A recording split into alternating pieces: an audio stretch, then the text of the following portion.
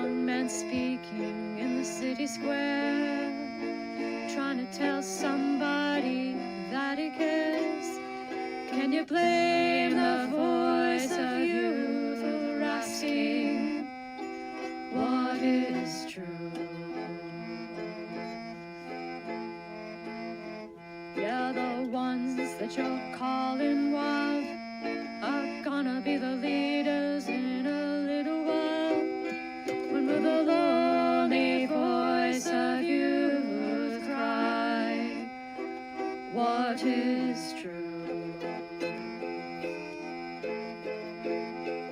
This our world's waking to a newborn babe, and I solemnly swear it'll be their way.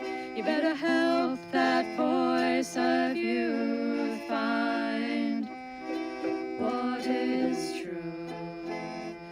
And the lonely voice of youth cries, what is true?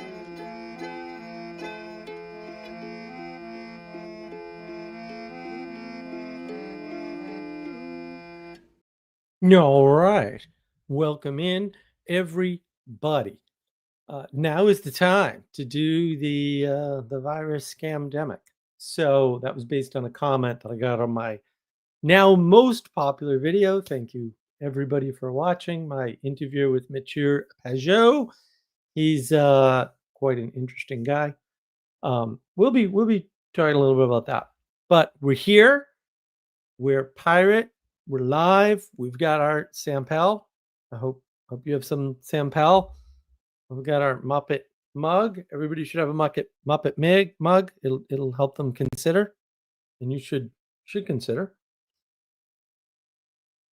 Of course, it's got Sampel in it. My crazy pirate mug here with some mint tea. Very scary, very piratey, right from Pirate Island. And my other pirate captain's mug from Pirate Island. So there we go. And this has my special super expensive tea in it with honey, because you get very strong tea. You need very strong honey. So look, been another crazy week as predicted. I've been trying to warn everybody, like, things are going to get worse, not better. You may think that things are going to change in a certain direction, and that ain't happening. But as I tweeted out today, in fact, a lot of the confusion is around what happens when the mixing of the hierarchy goes and takes place. And a lot of people upset at Nick Fuentes saying, "Oh, we've got to stop this." Get too late. Nick's popular with his group. That you're not going to change that. You're not going to change that. You didn't even know what was going on, and it's been that way for a very long time. So you weren't paying attention because you weren't in that part of the hierarchy. You weren't looking at that layer of the city, if you will.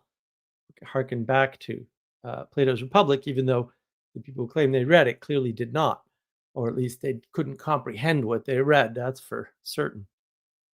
Along with C.S. Lewis quotes in some cases that people are putting out and really not paying attention to what the quote says.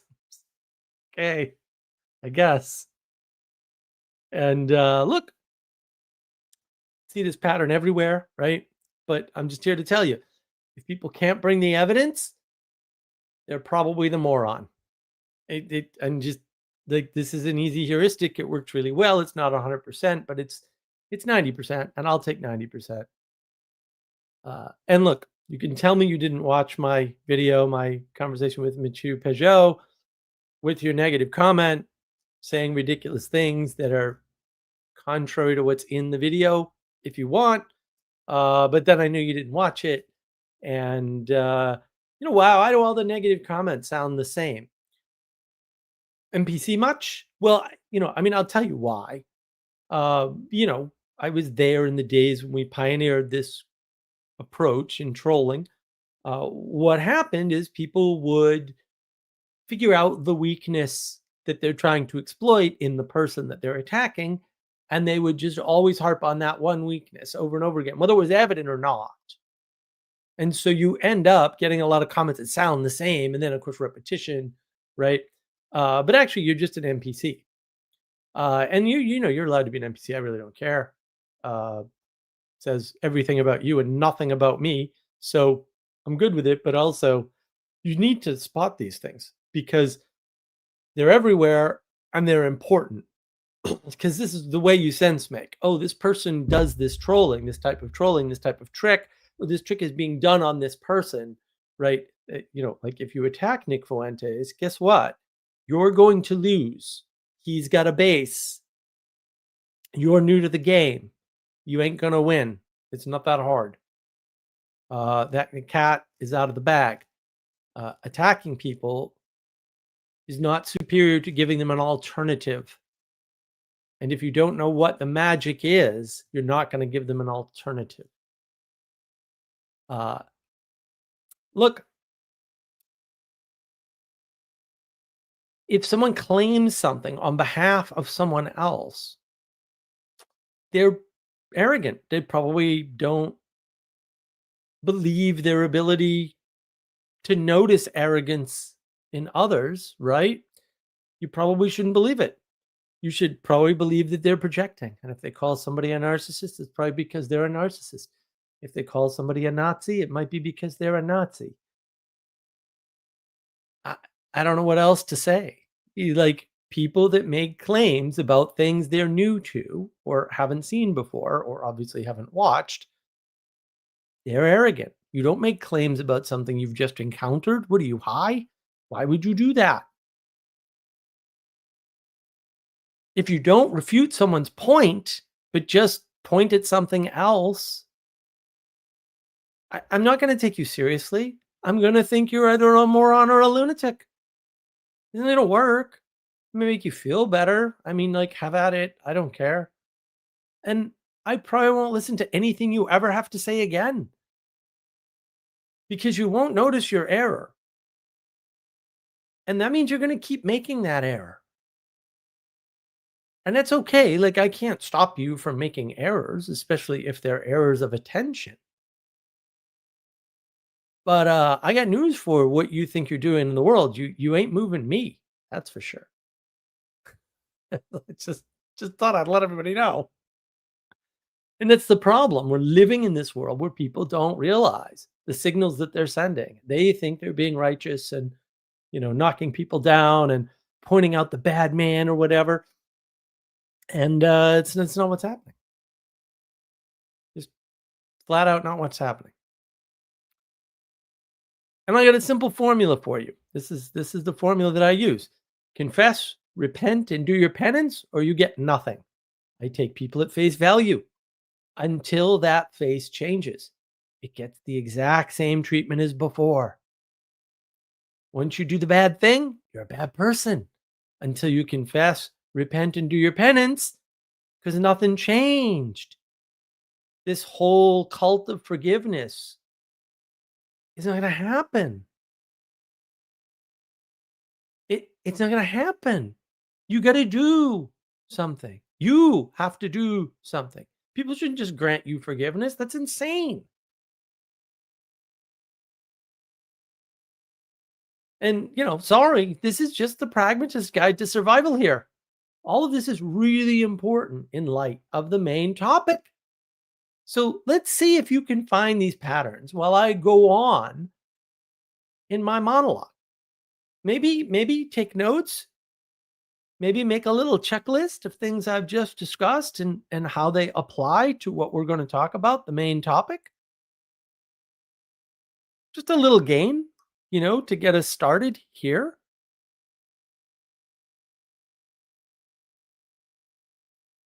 Yes, Anselman, Peppermint. Ixnat, all your base are belong to Fuentes? Look, it's not like we're dealing in a world with lots of small players. That's much more shattered than the world these people are used to. Okay?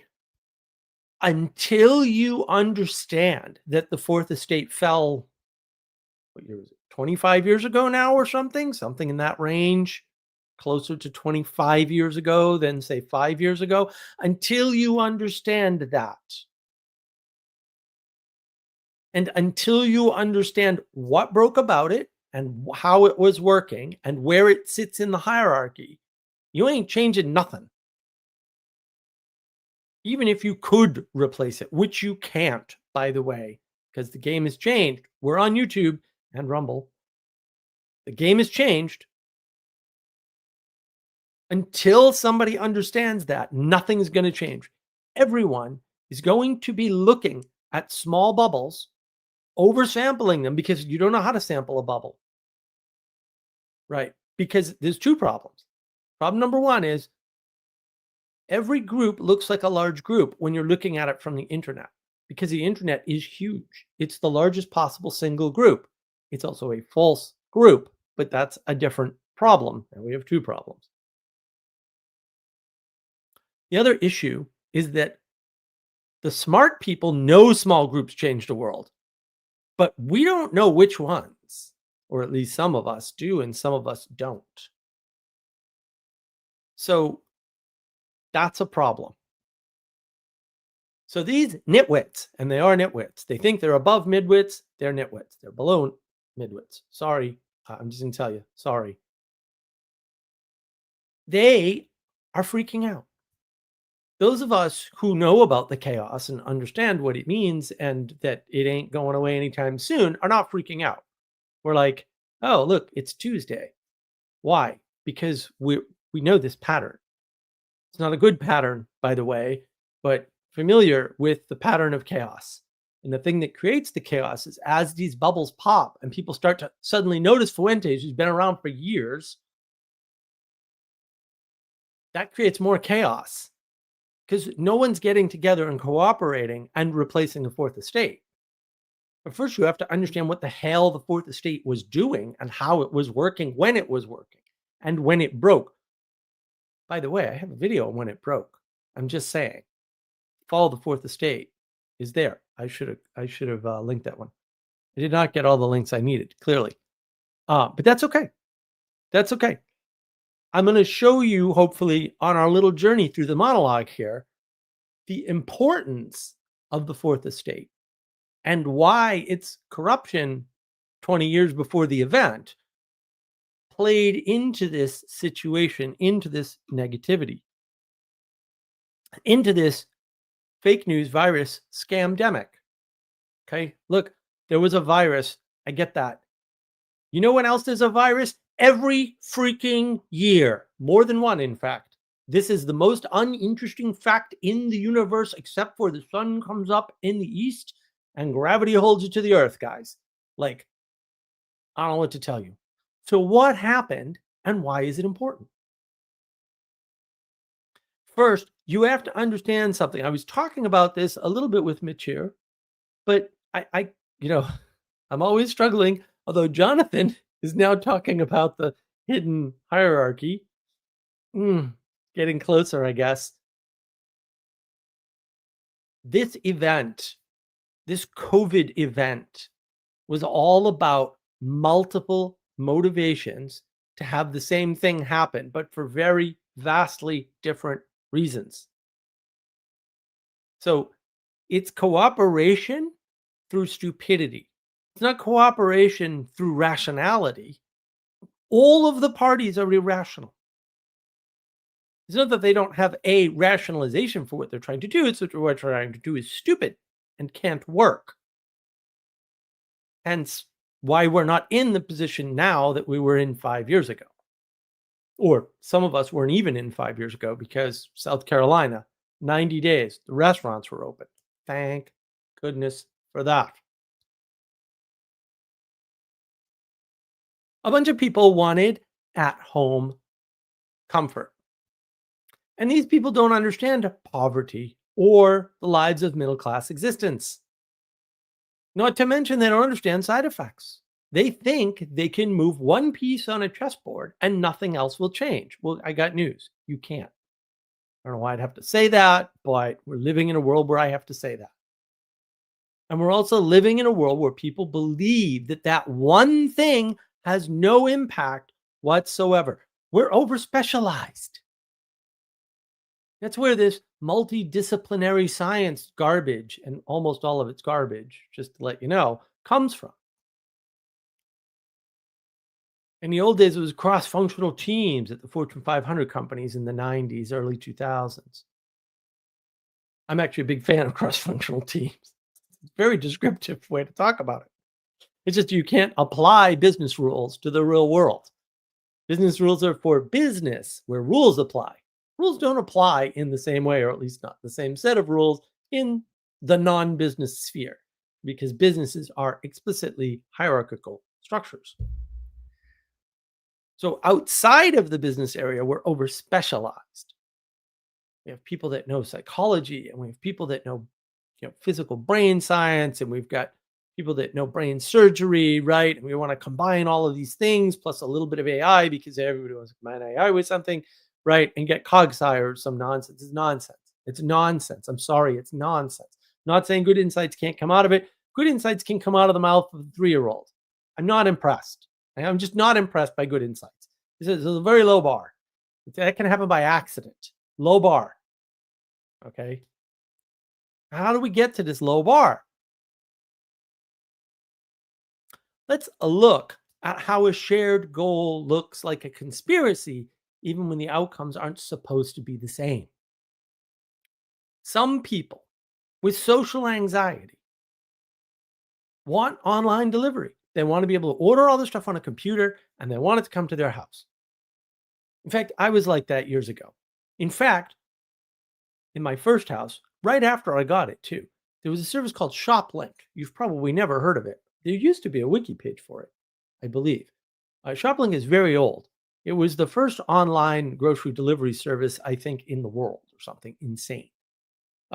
We had to use a modem to dial up to order our groceries. They weren't even on the internet, because it was like the mid 90s or something. And I was on the internet. In fact, I was part of the internet. I'm still part of the internet. Back in the mid 90s, back in the early 90s, in fact. This is not a new concept. I was all on board with this garbage back then. I made my way out of that, thankfully. Right? Let's take another group of people. Some people want to reduce the death on the roads by reducing the number of drivers. And of course, in hindsight, if you do numbers and you only do numbers, this is a perfectly possible thing that can be done. You just take off all the bad drivers and deaths drop by, 80% or something insane, right? At least on paper. Sure. And we can say it's a little over optimistic, whatever, but in principle, it seems sound. It's just the principle is impossible to implement. The thing is, though, there's another group of people that don't want people to have to do delivery because slavery or something. Like they don't like the low end jobs. They don't want anybody to have to cook or to have to drive a car for delivery. How limiting, right? At the same time, you've got the gig economy people going, this is a boon. A little bit of attention there, by the way. Sometimes those are the same people, incidentally. That might be a hint as to how sane they are, how much you should listen to them about literally anything. Other people just want self-driving cars all around. Like they think it would be cool. They want that George Jetson experience. And that's reasonable. But that looks the same. So you'll have a bunch of investors separately with probably well over $100 billion, which is not chump change at that point, invested in delivery services.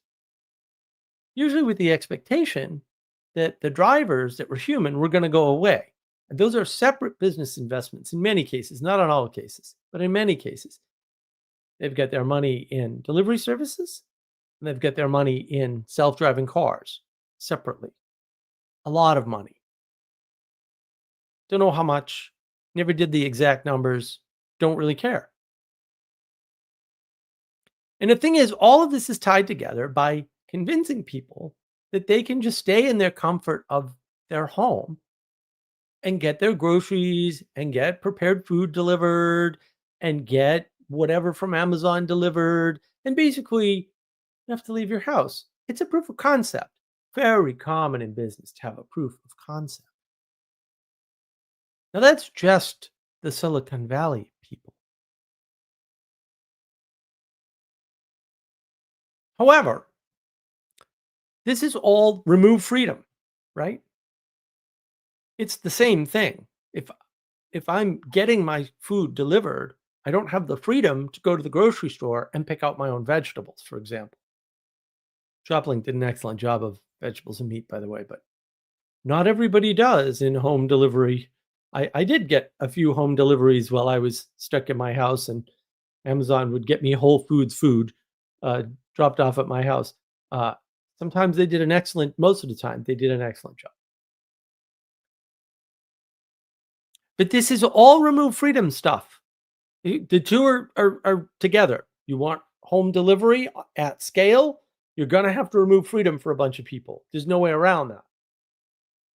And not just the people doing it.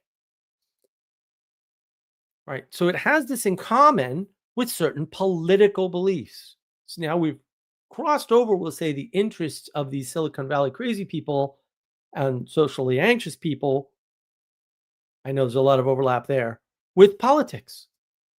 If you think that government is controlled through force or threat of force, by the way, you don't believe in democracy, because democracy has nothing to do with force. I hate to tell you, you don't live in a democracy. You probably don't understand democracy. If you think government has like a, a, a monopoly on force or something, then A, you're dumb. B, you don't understand. C, you don't know what democracy is, because democracy is quite the opposite of that. But look, if your political ideology is communistic in nature, you'll be on board with these Silicon Valley people, right? But for different reasons, political, ideological reasons, because you see the opportunity to take freedom away from more people. And that gives the government more control. And in a more controlled world, anxiety goes down and no one's going to do anything bad. And is a reason why communism leads to millions of deaths every single freaking time. And it's not that hard, but apparently people can't do the basic arithmetic. And what about, you see people and they're not acting in their best interests. They're elderly people tend to get in more car accidents, man. If we could just keep them at home, they wouldn't hurt themselves. And sure, generally they get in low speed accidents and they're not very serious, but they're very concerning. We don't want old people to get hurt in any way, shape, or form. And you want to teach these people, to show them there's a new world where they don't have to leave the house. Now, again, they have to give up their freedom. Old people in particular don't seem to like to do that very much on average. Just saying. What if you add political enemies and you wanted to show them, no, you're wrong. People will stay home and they will own nothing and they will be happy. You could teach them a lesson. Right? And maybe that new perspective of this experiment working would be good for you. And we only have to do it temporarily, and then you'll all be on board. Sounds a lot like why communism kills millions of people all the time. Anyway, coincidence, I assure you. But how does it look when you have a vision for the future where humans do less work, their desires are met on demand by robots, not other humans? There's no slavery. Everyone's kind of equal, right? How do you make that transition into this brave, bold new world? How do you show all of those people without your vision how beautiful this new world can be? You can do a temporary change until they see the vision for themselves. Learn how awesome it is to just recline in your chair and things just come to you magically.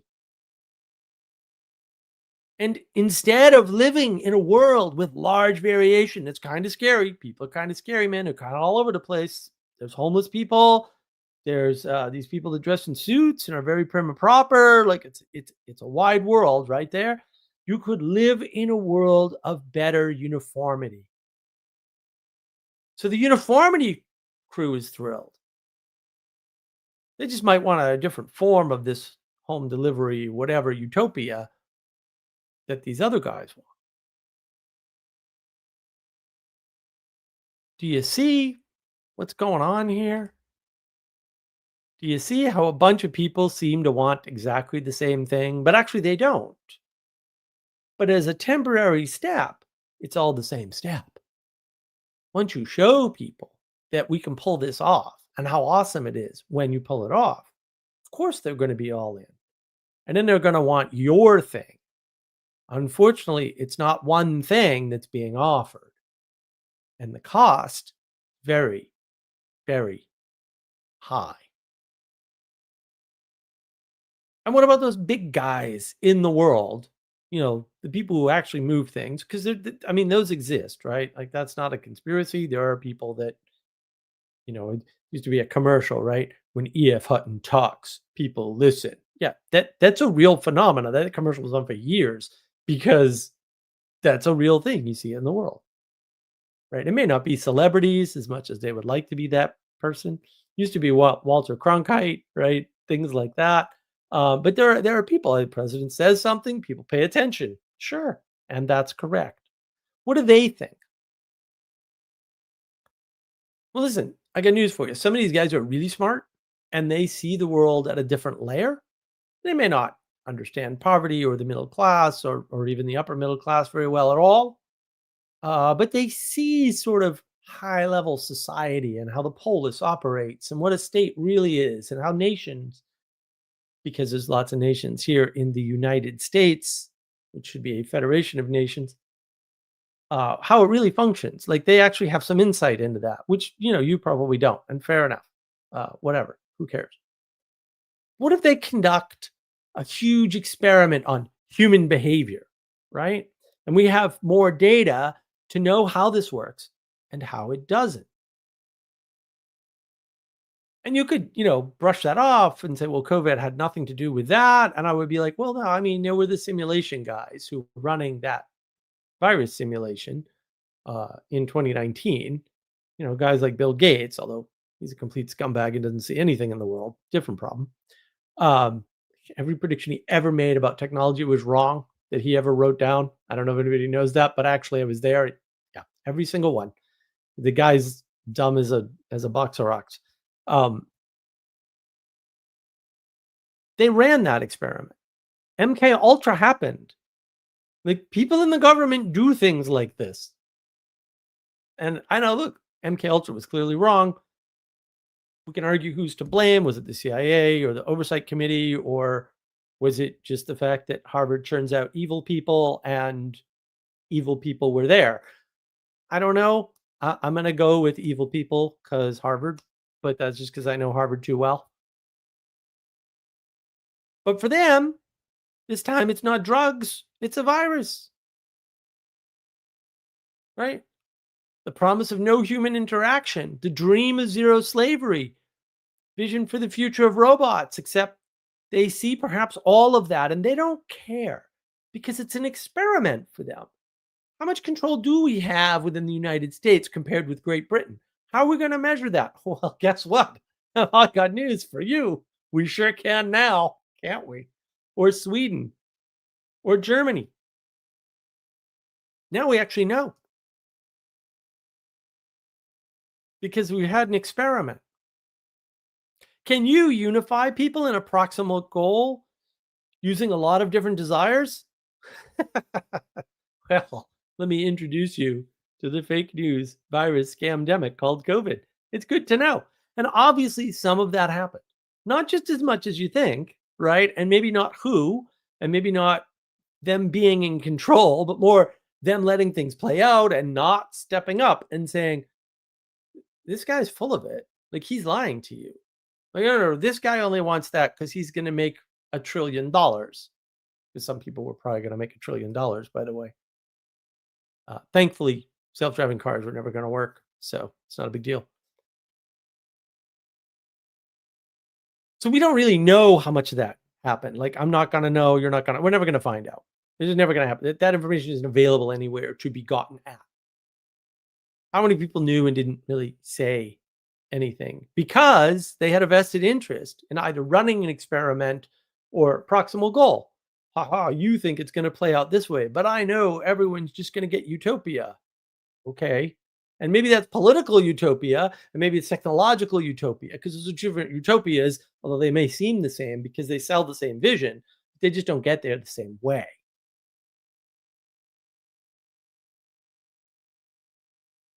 So it's the same impact, right? Seeming unity because there's no one fighting back, where there isn't any unity, because these lunatics actually don't want anything like the same thing. And before you get too wiggly wiggly about the whole thing and say, Mark, what are you talking about? This is crazy. This never happens. I'll use my other example, riots. True anarchists will go and start a riot occasionally. Not very often. Usually they're wussies and they don't do anything. But when they feel under threat, they'll start a riot. Anybody who wants any kind of change in government, and that can be a lot of competing groups, by the way, will participate in a riot once they think a planned riot is underway. Because they want to weaken the government or show people there's a better way or whatever. They all have different, but they'll participate. They'll all participate in a riot, even if they don't want the same form of government. They definitely don't want the government we have. You know who else participates in riots? Looters. Why? Well, everyone's rioting. The police are busy. Now we can get our stuff. Not a bad deal. So they look like they're part of the riot, but a riot isn't a group of people with the same goal necessarily. And there's a bunch of people who want to defend the status quo. They might be at the riot to try and calm things down. Now, that doesn't work, obviously, because the more attention you add to something, the bigger it gets. The world is attention. Jonathan Peugeot said so. He wasn't wrong. And that's what makes it a riot. It's not a cohesive thing. It's a group of people with very different ultimate goals and the same proximal goal.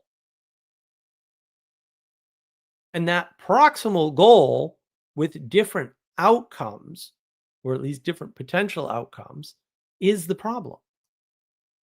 We think because people are all doing, quote, the same thing, that they want the same outcome because we think we live in a rational world. Even if we lived in a rational world, which we most certainly do not, there's lots of possible outcomes from going against a government. As every revolution has shown, pretty much, there's always three factions in a revolution. That's why the American Revolution was not a revolution, it was a rebellion. The only successful one that I'm aware of. No, that's not true. There's been a couple successful rebellions. But all the revolutions failed, every single one. I have videos on that.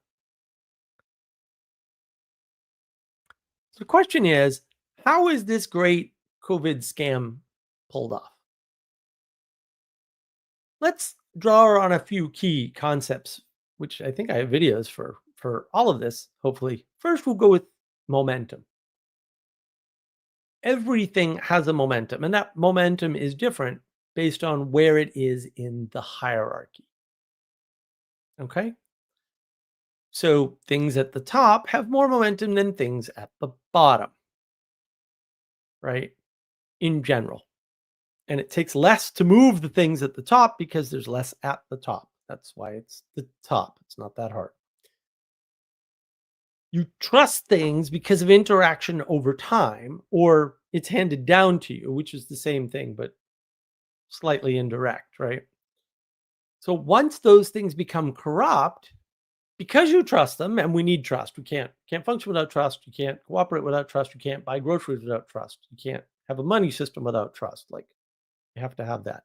You cannot know right away that it's corrupted. So you have to keep trusting despite the fact of little anomalies and problems and whatever. And so it takes a long time to notice when something is wrong for most people. And the fact that something is wrong is not terribly interesting. Do you know why? Because something's always wrong. with everything. It's very hard to tell. Like, wow, my cell phone is broken today.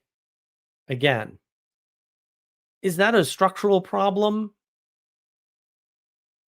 Because at some point it became a structural problem, but it wasn't a structural problem in the beginning. It was just new, and new things break a lot.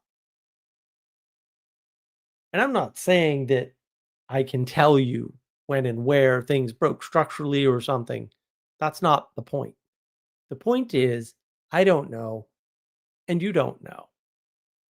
And other people also don't know. And the fact that, everybody in your bubble agrees on the date or the event or whatever is not all that interesting. That's called a Tuesday. Lots of groups will agree on lots of dates for problems that appeared in the world. That doesn't make them correct. Next, let's realize there's lots of different motivations, as I pointed out earlier, that can lead to a single similar enough goal being agreed upon, especially in the short term, right? If it's temporary, people can temporarily agree on all kinds of things they can't agree on in the long term. That's called negotiation, perfectly normal. And all revolutions work like this. They all have three factions, and those factions have to change the status quo. The first thing we need to do is remove the existing government. That's when you know they're a problem. Like, that's never going to work. If you remove the existing government, you remove the existing structure, and things collapse. That's never what anybody should want. If you're dumb, you want that. Also, you're dumb, so you can tell who's dumb. There you go. Pretty easy heuristic, actually. I like it. And of course, revolutions tend to break out in civil war pretty immediately in almost every case because things collapse. And that should be a hint that there wasn't a unified goal.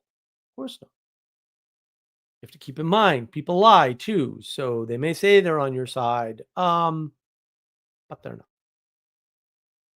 And that's assuming they can even be on your side, which maybe not.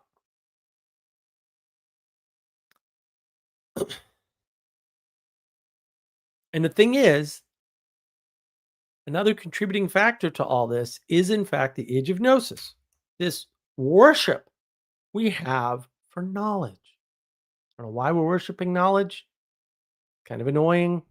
We just did a Substack article today on the relationship between the age of gnosis and the internet. I think it's pretty good. Actually, I've been working on it forever, unfortunately, because that's how these things are going lately. Ireland really put a dent in me doing things. And coming back with a cold didn't help. But in order to obtain knowledge, you need some kind of authority, right? This is back to trust. So somebody has to tell you who to trust, and you have to start trusting someone. Maybe they have better access to information than you. Maybe they're a doctor.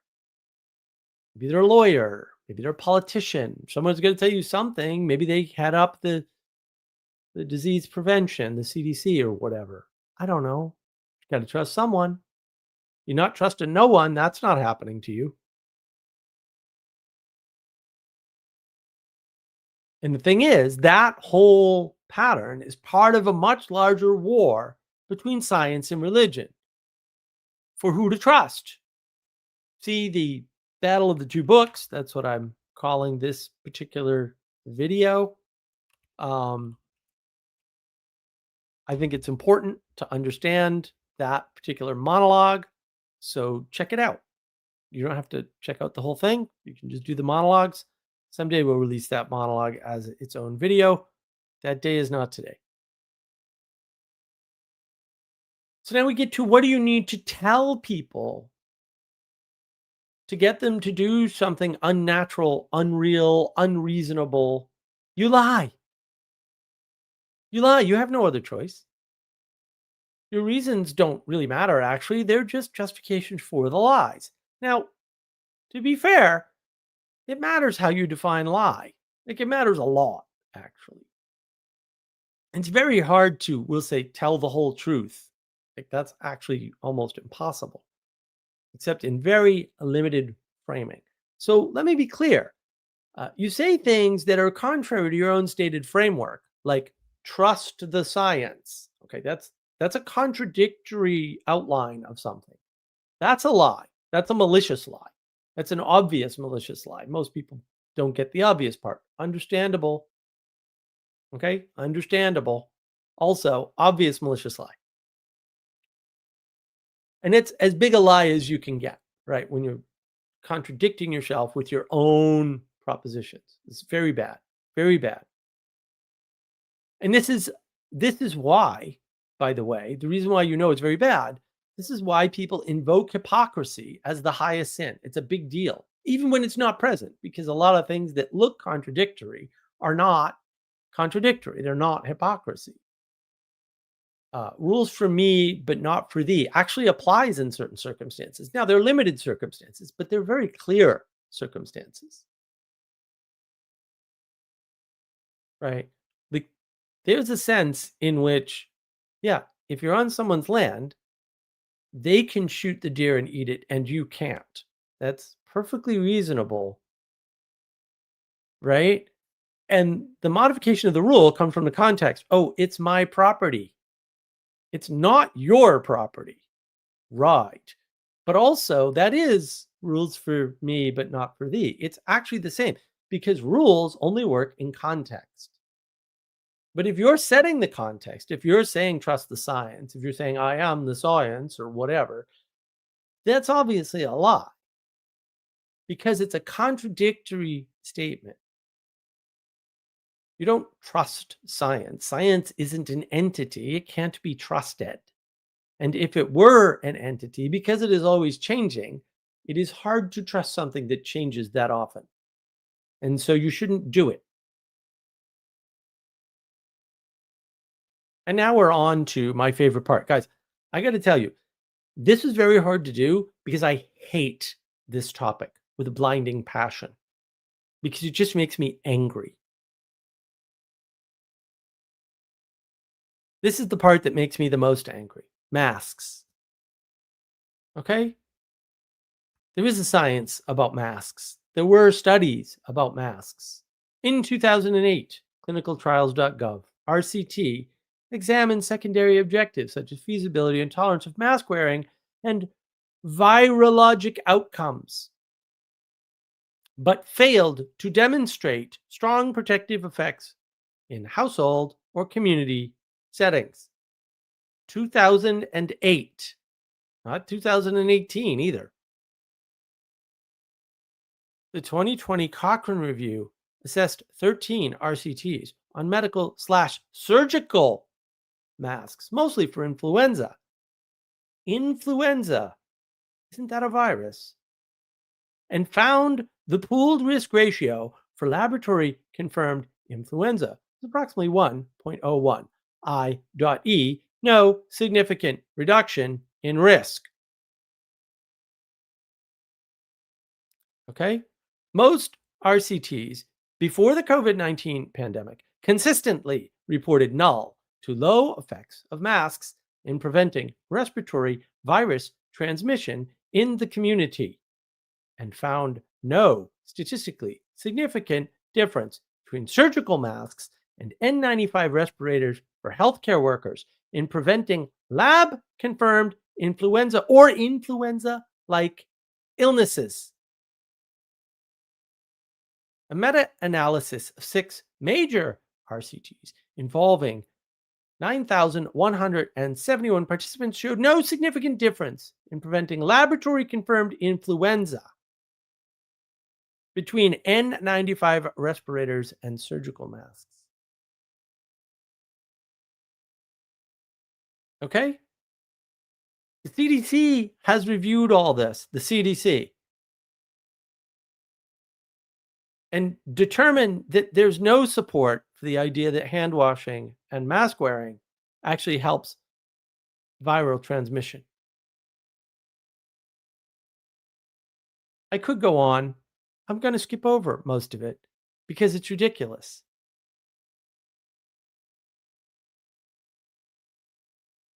Let's move to distancing. The mask thing I knew about. I had watched a special on masks. It turns out masks are a very hard thing. They only work for 2 to 4 hours at max. You have to be trained to put them on right, and you have to put them on right.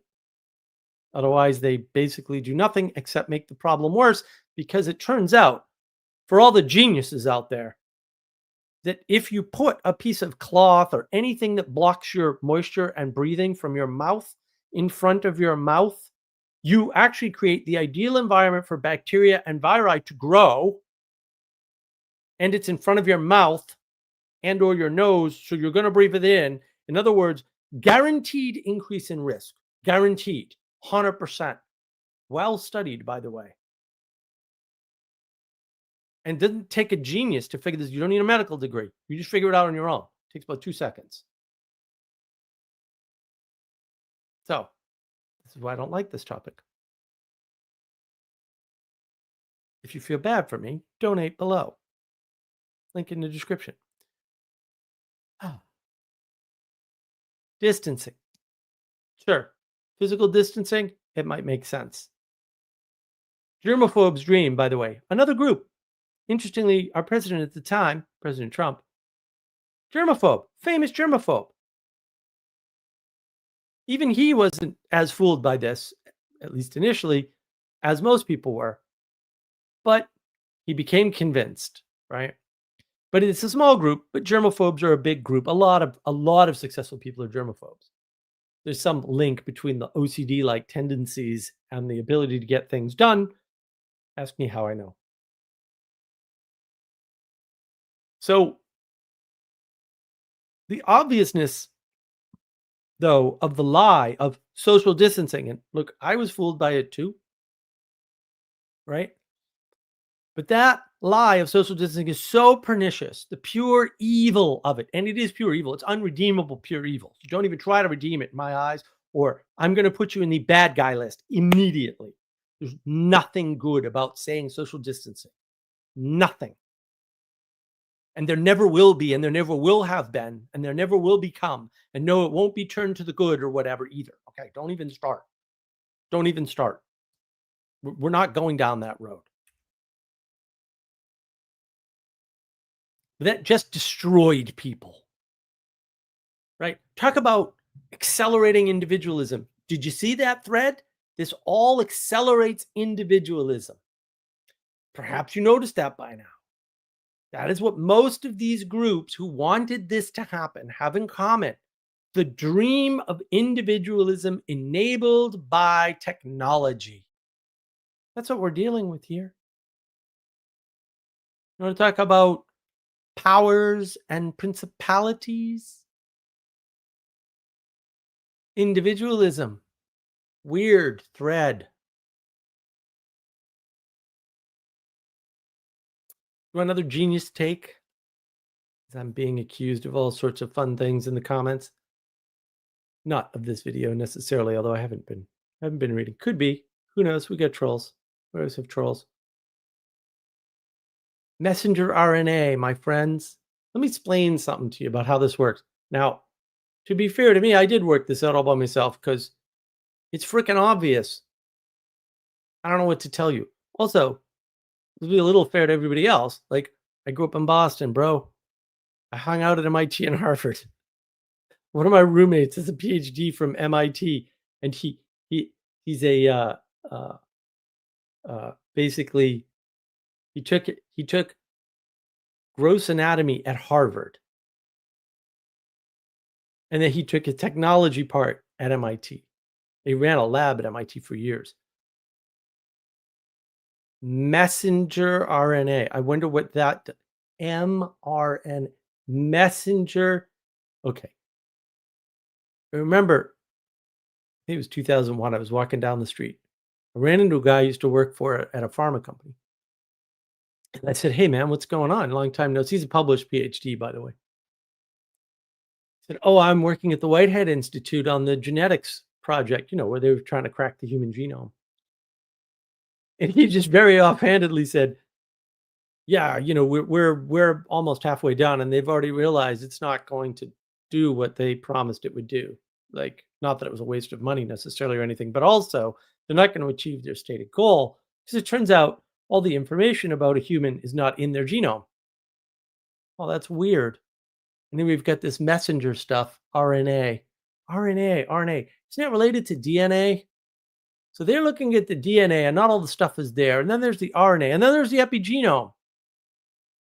Like there's two pieces and they need to talk. I wonder how this mRNA, this is not genius. This is basic logic. This is first order logic, not even second order logic. Of course, you don't want to mess with mRNA when you don't understand the DNA or the RNA or the epigenome. You don't understand any of those things. And you're messing with the thing that communicates with them? What are you, dumb? I'm sorry. No, this is the wrong question. How stupid are you exactly? But they are exactly that stupid. The corruption was already there. I was there. I know. I met these people. I know they were corrupt. It was pretty clear. I'm sorry that other people didn't know. I get that. But it was obvious to me. What are we left with? Broken institutions, broken trust, broken sense making for reality. Like, oh, we can't know reality. No, you can't know reality. I have no problem. I'm sorry to hear about your problem. I'll send flowers or something, but don't say we. That ain't true. I know plenty of people that ain't got no problem sense making reality. Sorry, bro. And we have this unending skepticism about the present, about the past, and about the future. There are people that don't believe in a straight line, guys. They're not willing to sit up and say, no, straight lines exist. I use them all the time. Because you do. We don't even believe that Neo was the good guy in the Matrix. No, really. There's a YouTube channel called Matrix Explained.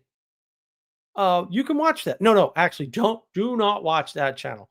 Oh my goodness. Talk about what happens when symbolism takes over your brain and you start drawing all kinds of parallels that are complete nonsense. Goodness, yeah, the architect was the good guy. What are you talking about, dude? You listen.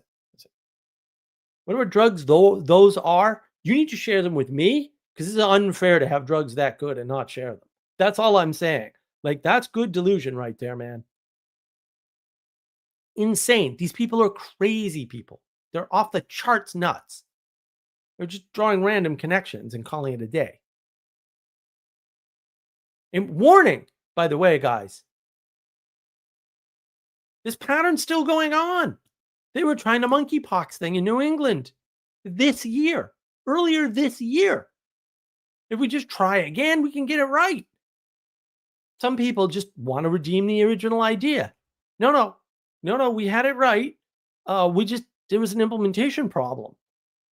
If we just try it again and reset with a different virus and we change a few variables, it'll be fine. It'll give us the utopia that we've worked out, whatever that is for whatever group. So the pattern continues,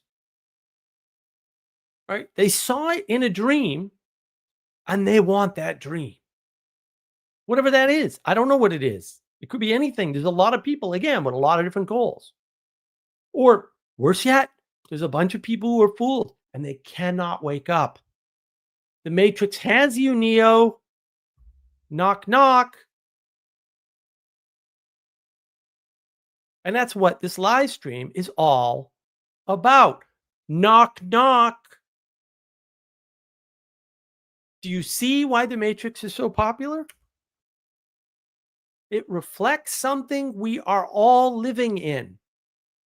Our bubbles, which are simulations of a world that isn't real because it isn't complete. So it's not reflective of reality. Of course it is. It's in reality. Everything's in reality. Newsflash, everything's in reality already. If something doesn't manifest in reality, that's because it can't. It's not that hard. It's really not that hard. So imagine that. The whole time your attraction to the Matrix was clear. It was clear why you were attracted to the Matrix. 100%. By the way, I have a video on that. Perhaps you'll check it out.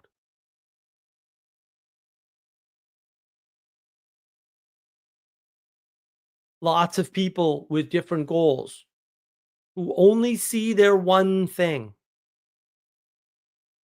They don't see side effects or so-called unintended consequences. What do you think those are? Or consider trade-offs. They see them as unintended consequences. And again, don't be too harsh. Perhaps they cannot see those things. See, we've lost the ability to see hierarchy, variation, sequence, order, or appreciate invariant patterns. 150 IQ, those people still trip. They still have biases. They still have blind spots. They have egos. They make mistakes. Let me tell you a little story. My girlfriend at the time she was going to Northeastern. She was a chemical engineer, smart as a whip. Got slightly infatuated with some MIT jerk off who was a young little MIT jerk off. And I was over there. We're hanging out in the dorm room. Two of their buddies came in arguing, and one of them's laughing at the other one. And he says, "Ha ha ha! You dropped that cup full of liquid and all over the floor, and ha ha ha!" And the other one's like, "No, I didn't. I didn't drop that cup. The cup fell." And I was like, "What?" And he's like, "Well, you were holding the tray." And he said, "The cup's misdesigned. It's top heavy." And most cups are top heavy, Ace. I don't know what we're talking about here. In fact, if it's a straight cylinder, it's still top heavy. Anyway, it wasn't. It was a graduated plastic standard cafeteria style cup from the cafeteria. This argument proceeded for another 15 minutes.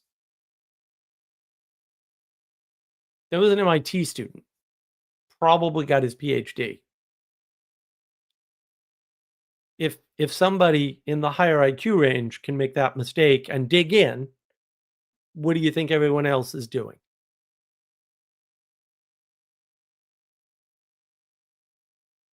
I lost a lot of friends. There were people that I knew, like, "Oh, I'll never be able to talk to them again." I don't talk to them anymore. And that's sad. They've been consumed by a political gestalt, consumed by this idea, either that better politics would have made it work, or that a different approach to politics would have made it work, or that people are just ruining everything that don't agree with them about the lies that they were told, that are obvious lies, that were obvious lies at the time, had they done any research. Look, I went to the grocery store. I remember this quite clearly because it was hysterically funny. I was listening to Tim Pool at the time, talking about this virus thing. I had just gotten back from Hawaii, which is very nice. My second trip. It's beautiful. Love Hawaii. Probably never get the chance to go again, but boy, I'd go again. I bought a 15-pound bag of rice at the grocery store and a bunch of black beans because I have a pressure cooker and instant pot. So, woman says, and this is like the end of February, by the way. The woman says, "Oh, what do you need that for?" And I said, just in case. Because I wasn't going to tell her about the virus thing that Tim Pool was tracking because it wasn't out there yet. It wasn't on the mainstream or lamestream media. A lot of people weren't tracking it yet. I had been tracking it because it was trackable in Hawaii in February. Right? And I'm a cautious person.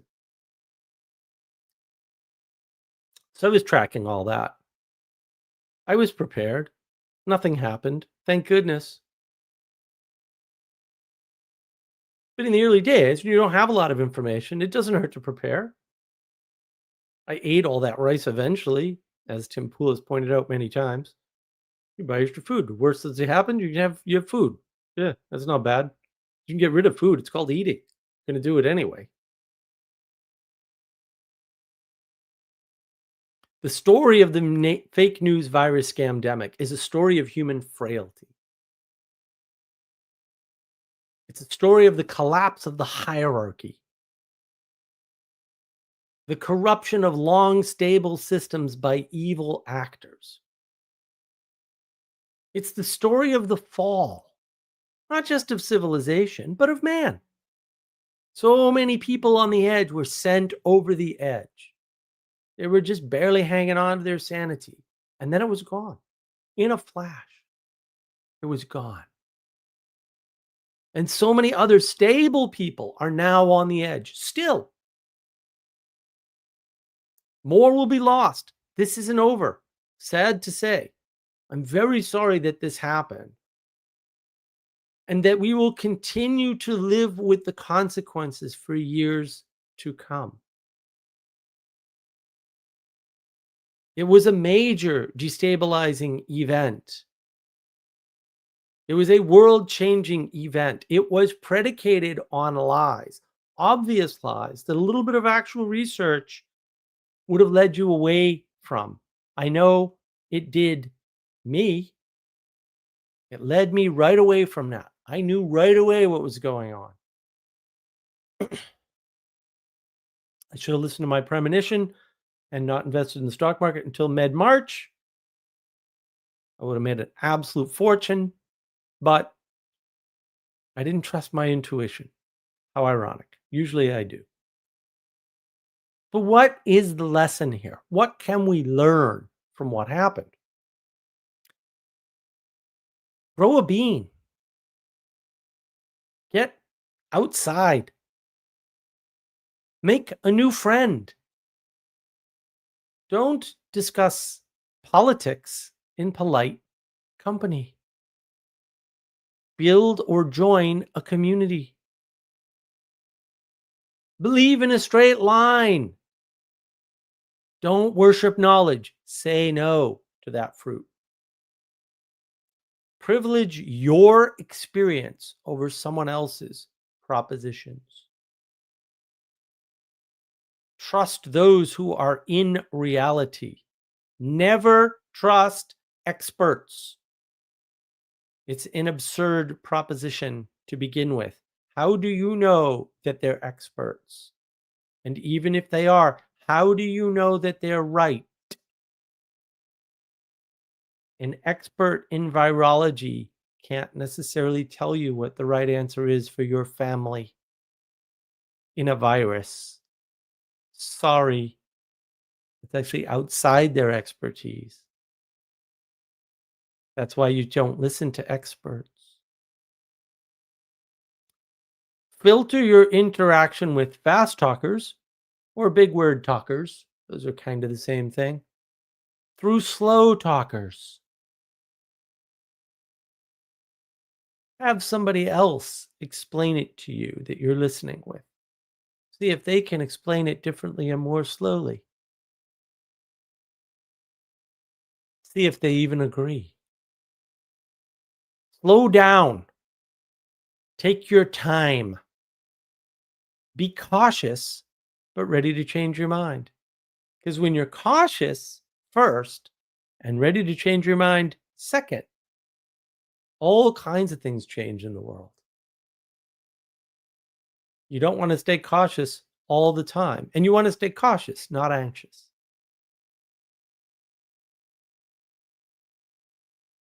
That's the best I can do for lessons, guys. I hope you found that useful. If not, it goes to the complaint box.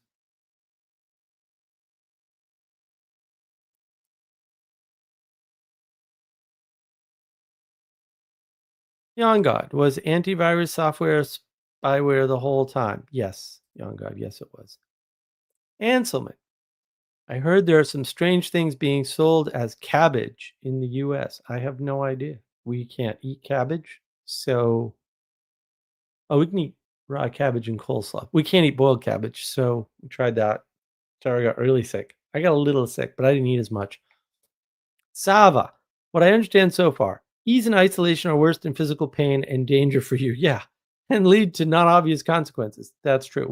Rot, waste, away, go crazy. Yes, we outsource our sanity, as Pastor Paul has said many, many times. He's not wrong about that. We outsource our sanity. And because we outsource our sanity, when we socially distance, we destroy our sanity. And that's not great. I don't recommend that. Sava, more momentum in what places? All over the place. In the minds of the masses, the masses don't have minds. Don't worry. Resources, depends what resource. Some resources have momentum and some don't. Down the side of a mountain, no. Momentum is a principle. It has nothing to do with any specific manifestation. Right. And so if somebody spends a year convincing you of something,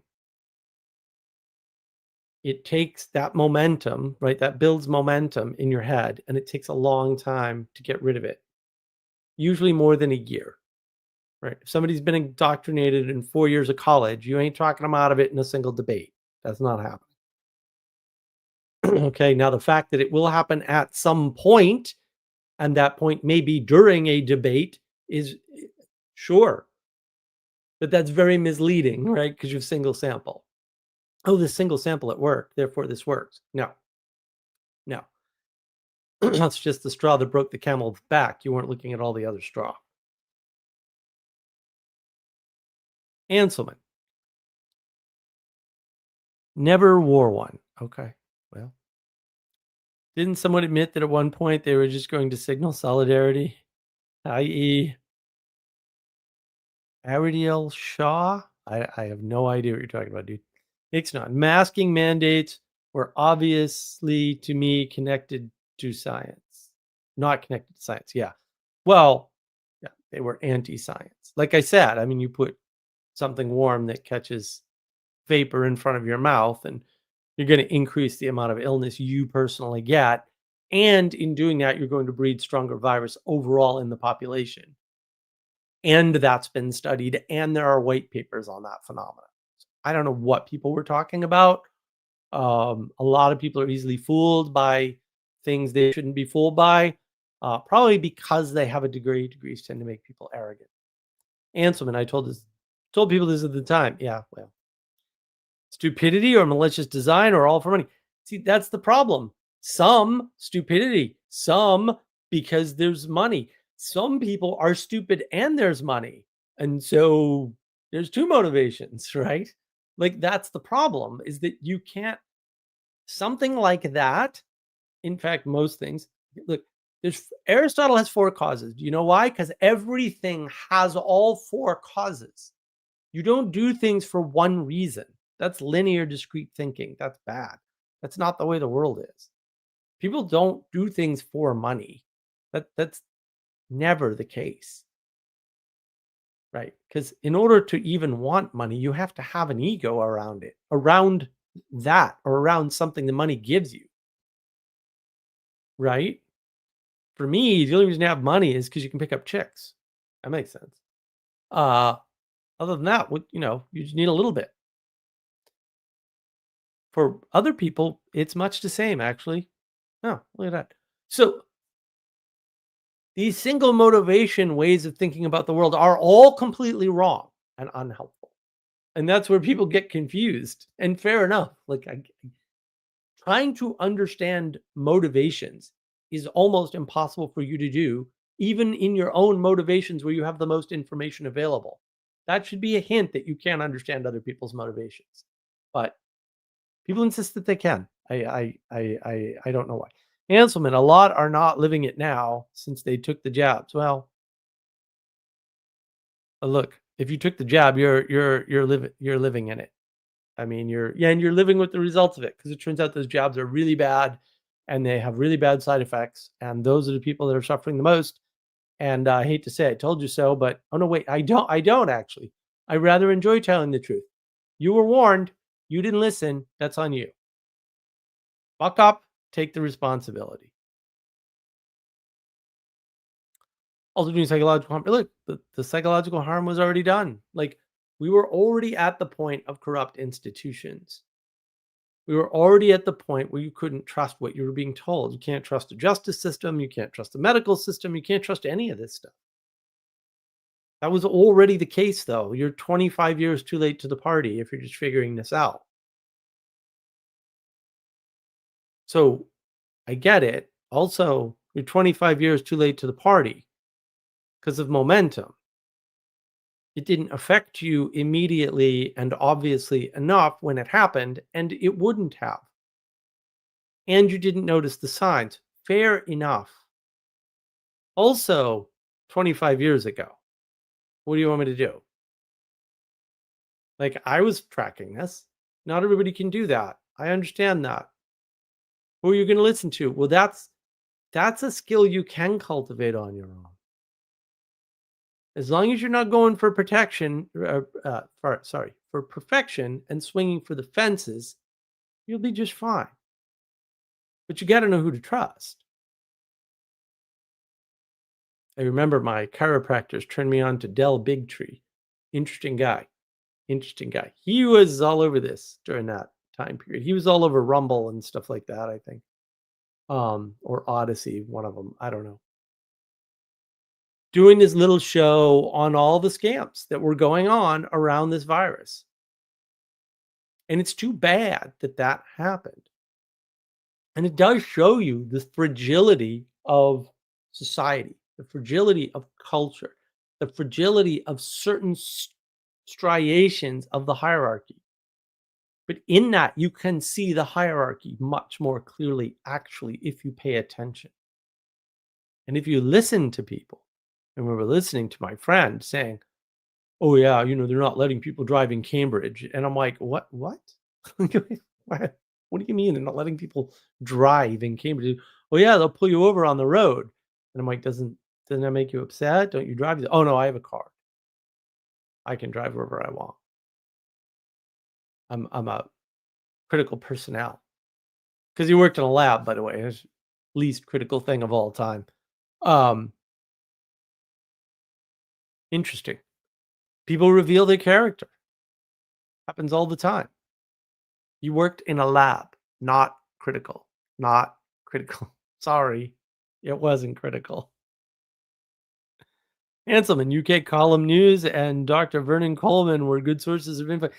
Yeah, but the problem is nobody knew who to trust because we didn't have a trust network in place and nobody realized that. So people ended up listening to lunatics like Brett Weinstein. And I like Brett, but also, what a moron. Like he was a masker. His whole thing was, no, you could just wear a piece of cloth over your face. You don't need a sophisticated N95 mask. And then if you listen to his logic, it's completely wrong. Because he doesn't understand virology and how viruses work and how airflow works through things that are filtered. So, and he made up a bunch of bogus, stupid numbers about things, and that wasn't the issue. And if you put a mask on, the odds that you're going to incubate a worse virus and or several bacterial infections goes up several orders of magnitude. Don't do that. And had he applied the same basic but flawed logic that way, he would have figured out masks are bad. Instead, he was all in on masks. He just wanted cheaper masks. He didn't want to have to buy masks because that's tyrannical. Whatever. I listened to him back then. He was much better back then. He was closer to his area of competence. Further away he gets from his area of competence, the more insane he sounds. That's true of everybody. It's true of Jordan Peterson, right? It's true of guys like Ben Shapiro. People reveal, right? It's true of boomers who discovered yesterday that Nick Fuentes exists. Whatever. Or even Gen Xers who discovered Nick Fuentes yesterday. Whatever. I don't know what to tell you. But that's the problem. What are we going to do with these people? Because the real argument, the real debate, the real issue is, what do we do with these people? There are people that fall for this stupid stuff that actually, if you were logical, you could figure it out on your own. But you're not, because most people are not logical. Yes, young God, it's true of everyone. Okay, I don't know why you do that. I don't know what you think you're going to accomplish. But For those of you who actually want to accomplish something or have questions about the fake news virus scamdemic, preferably, feel free to join in. I will do my best to talk to you about this important topic. I think it is important. People lost a lot of friends, myself included, like a real lot. Whole relatives of mine are like traumatized forever, apparently. Just still 5 years later. Oh, you're sick? You have COVID? Why? No one cares. COVID's gone. It's been gone for years. What are you talking about? Nope, not for them. It's still back there 5 years ago. Scared of something that didn't even happen. It was a virus. It was a flu year. It was a bad flu year, but we have bad flu years every 10 years. Go look at the data. I did. Pretty clear. It's clear then. It's clear now. Still looks the same. Haven't had a bad flu year since, by the way. Oops. Every 10 years, we get a bad flu year. Huh. 5 years away. I predict in the next 5 years, we'll have another bad flu year. Dun, dun, dun. Oh, headlines. Worst pandemic since the Spanish flu. No, not even close. Like, not even close. B, what is wrong with you?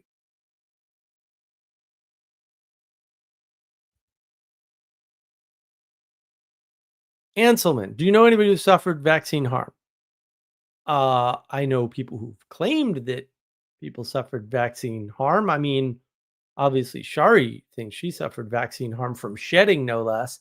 And Michael Martin, he's convinced his wife has cancer from shedding, not even from directly from the vaccine. I have suspicion that I got sick off of that. Every single person I know in Canada who took a shot, which is almost all of them, had short-term side effects from it. And by short term, I mean a month. Uh, that's half of them. And the other half of them had long-term side effects to the point where I was working with the Vervaeke Foundation and they both got sick. Yeah, they were sick for a very long time. And one of them is unrecoverably sick from my understanding. So yeah, I know people who got hurt from the fake news flu shot, which is not they destroyed the idea of vaccine by telling you that a vaccine did something that it didn't do and redefining the word. And that's like a problem. Like, you can't just redefine scientific terms because it's convenient for your political expediency or your experiment or your $100 billion you've got invested in self-driving cars. But that's what they did. And that's the problem. Yon God, they say COVID-19. Okay, who's they? Cover up regarding age. I'm sure they did. Like, people say things all day, dude. Like, you got to stay off the internet or something. Like, you're not good on the internet. The internet is just bad for you. Go grow a bean. Go outside. Get a garden going, dude. Get your fake marriage over with. Good stuff, Ninja. Denise, good to see you. Just got here. I'm a COVID survivor and unvaxxable. Yeah, me as well. Me as well. Get over it by using Meaty's medicinal herb. Oh, the black seed cumin stuff. Yeah, I didn't. I get sick at my buddy's house, and I had a horrible lung thing for like a day and a half, and then it went away. And that is the sickest that I have ever gotten in my life. But I've gotten that sick 3 other times. So whatever. I mean, I got nothing to complain about. I'm mostly bulletproof. I did have 1 year where I got 7 colds, and I was like, oh my gosh, if this is my life, I'm killing myself for sure. I was like, there's no way I can deal with having a cold 7 times in a year because I'm just not used to getting colds. So, stop it. Silly question. Do you ever end up drinking cold tea in your lives? I am sad for the tea. No. Warm tea, yes, but not cold. This is hot, but then it's a curved mug with a cool pirate skeleton. So No, I usually, hot boil the tea, like it's boiling, and I try to pour it as close to live stream start as possible. So it's not a silly question, it's an important question. Tea is important. If tea is not important, then absolutely nothing is important.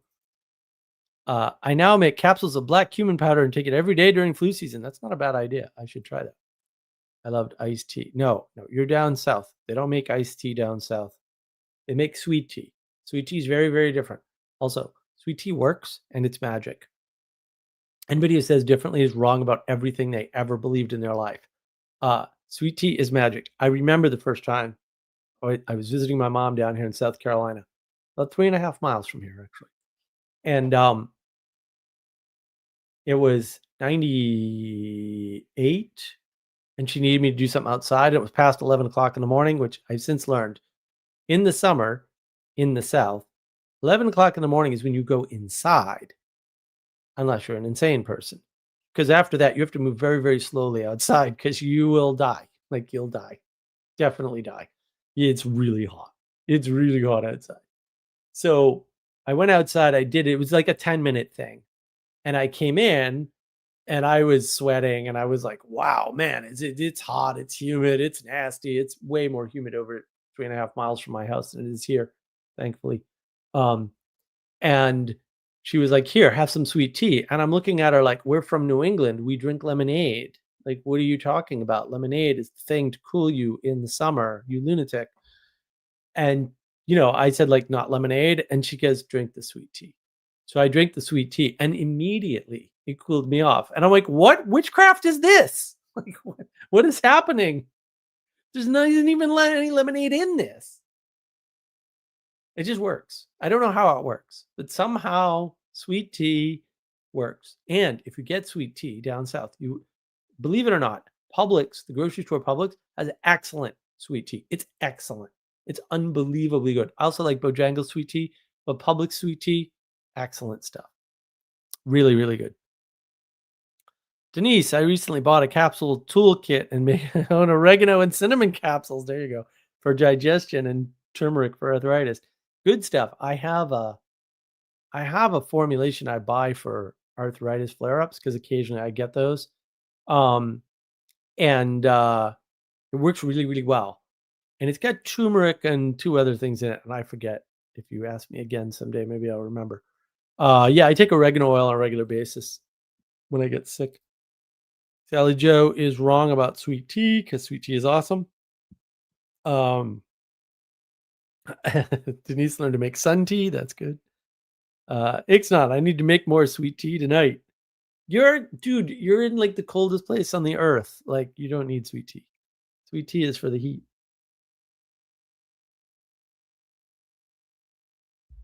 I don't know why you would need sweet tea where you are. I have no idea. Also, how's our game coming? Denise, it's so much cheaper to make your own capsules from powders. Maybe, but I'm lazy. I have limited space and convenience. I didn't say I was fully recovered from wanting to order everything on my phone and not leave my house. I just said I got over it mostly. Anselin, tea is my main liquid intake, mine too. Sister wants me to take decaf, but I take the risk. Decaf. Well, to be fair, I drink a lot of tisanes. I don't drink a lot of tea because tea is made from a particular plant, and most of my drinks are actually just herbal infusions. Like my peppermint tea here is obviously an herbal infusion. It's a tisane, not a tea. Technically speaking, you learn all this if you go to the Table Rock Tea Company. I got to go back up there. Maybe we'll go this weekend. Maybe we'll hop in the car tomorrow and drive up there. It's going to be relatively nice weather. Um, just I could show Sarah the mountains. I don't think she's seen the. Well, I mean, we've been up there. Up, we've been up in that area, but we've been up by the mountains when we go to New England sometimes. But that's actually south of. It's right on the North Carolina border in South Carolina, but it's south of Asheville and all that craziness. It's also way far away from here. It's like 3 hours or something insane. Maybe it's only 2.5. But like there's a bunch of dirt roads and it's a mess.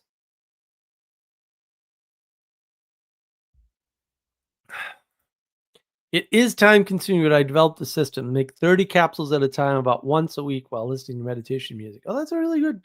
Anything you can do repetitive, that's really, really good. It prevents you from philosophizing and getting curious about modern philosophers, all of whom are scumbags, which should be a good hint that you don't want to follow their philosophies, but no one seems smart enough to figure that one out for some reason. Um, more knowledge, idiots. Uh, most knowledge and thoughts of other people are dumb. Don't do that. Ansman, I do have a cupboard full of herbals, but drink less frequently. Yeah, see, I'm constantly just the thing is, I don't hydrate drinking water at all. I might have a mild case of type 1 diabetes or something, diabetes mellitus or something. I never found out I could have, and I was scared of everything, so I didn't do it. I could have taken some vasopressin and found out, which is also a neurotropic, and found out if that was part of the problem. It's actually tempting now. Wonder if I could get vasopressin now. Hmm. Hmm. Man, if that would fix my focus problem, I'd definitely do it. Um, yeah, I mean, because I can't drink water, because I don't hydrate well with water, and I do drink some water, obviously, San Pel in particular. This does somewhat hydrate me better, but it's also highly mineralized water. Um, I rely on tea. And the thing is, because I'm me, I have to not necessarily have a schedule, but I have to have a sequence. So I've got a whole sequence about which tea I drink first, second, and third. And I try to keep it in mind so that I will actually go and drink them. Otherwise, I won't, and I'll dehydrate myself. Even now that my focus isn't good, because my focus isn't good, but that only causes me to wander. It doesn't actually cause me to like interrupt myself and get up and do something else. So I can very easily still fall into being in the office and dehydrating myself like that. I haven't done that in a very long time, thankfully, because I do have these habits. That's why you build up habits, right? You build up habits against your deficits. So the habits kind of balance out your deficits. Um, I've been thinking about. Let me know what you think about this, guys. But I've been considering like maybe I'll do some clips on little tips like that. Like, oh, break up your day, use the Pomodoro technique, like things like that. More and more on the channel. Obviously we're trying to sort of transition. Hopefully we have some momentum from the Mathieu Peugeot video. Although it doesn't look like it from the live stream numbers so far. Uh, but who knows? It's hard to tell. I don't get to see who's new and who's not, and all that. And in the old days, man, that number was a lot higher. Um, but they probably just fixed a bug in how they count because the systems are all broken. I know they are. I worked in that field. Um, yeah, let me know if you think like that would work. Because who knows? Who knows? It's hard to know what's going to resonate with people. Uh, I am hopefully. I thought I was going to make more progress, but hopefully we'll make progress with getting the book out there. I know I had a request for somebody who's like, make it an audiobook. I'm like, I really don't want to make it an audiobook. I really think that's like not good at all, even a little bit. Um, so yeah, it's gonna be a whole thing. Uh, I'll talk to my editor again, but I think the answer is there would be no audio version of the book because that would defeat the purpose. But we'll see. We'll see. So look, what is everybody else's experience with this scamdemic, with this fake news virus thing? Like what other like questions or queries or whatever do you have? Because oh, I can't even force more thoughts. It's so tragic to me, all the people that I lost and all the people that unnecessarily pushed over the edge. And oh man, that honey tastes really good. Sally Joe, scamdemic destroyed habits. Yeah. Well, that was part of it. Like really, not stupid people, the type of people that do run in government circles occasionally or run corporations, uh, are aware that in order to reprogram people, you have to break them out of their current patterns, and habits are patterns. Like absolutely they are. And so yeah, they knew that was the plan. Like that had to happen. They're not like technically wrong about that. They're just evil. Different problem.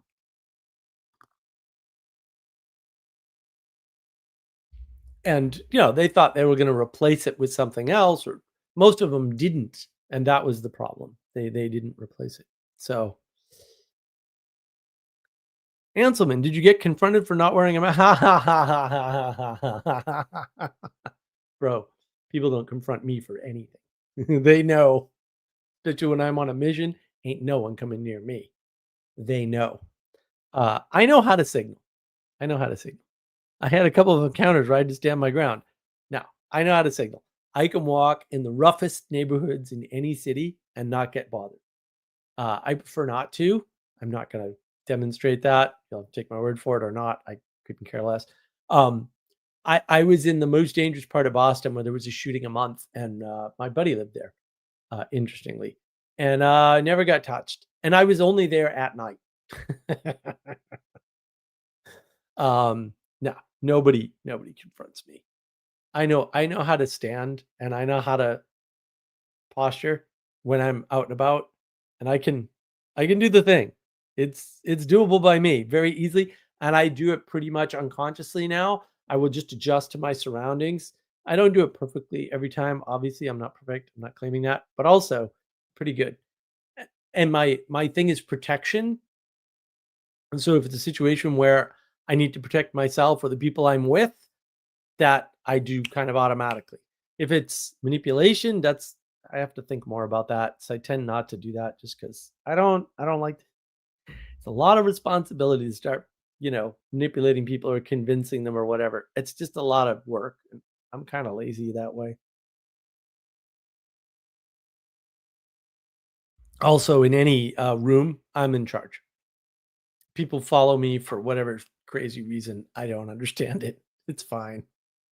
But my charisma is pretty high, actually, in general, because I follow through with competence and confidence. So, um, and the trick to that is not making a move unless you're certain. It's such a stupid trick. I have a hard time with this. 'Cause people are like, "You do this and you do that," and I'm like, "Do you mean I only take an action when I'm certain? Because that's all I'm doing. It's not really a magic trick, but I guess if it seems like magic to you, sure, it's magic. I don't know." My mother had this thing she used to say all the time with, she used to say, it is better to keep your mouth shut and be thought a fool than to remove your foot and remove all doubt. It's like, okay. Yeah. Um, no, and Anselman, look, to be fair, I would usually wear a mask. There were times when I just refused and nobody came up to me, but I would just usually wear a mask because there's a cost to confrontation. And this is one thing that there's a difference between revolutionaries and rebels. True rebels will go along to get along until it's time to not do that and the opportunity is right. Revolutionaries are just always fighting people for no apparent good reason. Denise, I don't see the objection to proper mask use. Pandemic distorted it, but in reality, proper mask does reduce contagion. No, it doesn't. I actually read all the numbers earlier, Denise. Uh, there's tons of studies. Doesn't work. It increases the incidence of bacterial infection in particular and viral infection because you have something moist and warm close to your nose and mouth. And that will always increase the opportunity for infection, just flat out. And that's a basic logic thing and it's in the studies. It's all over the white papers.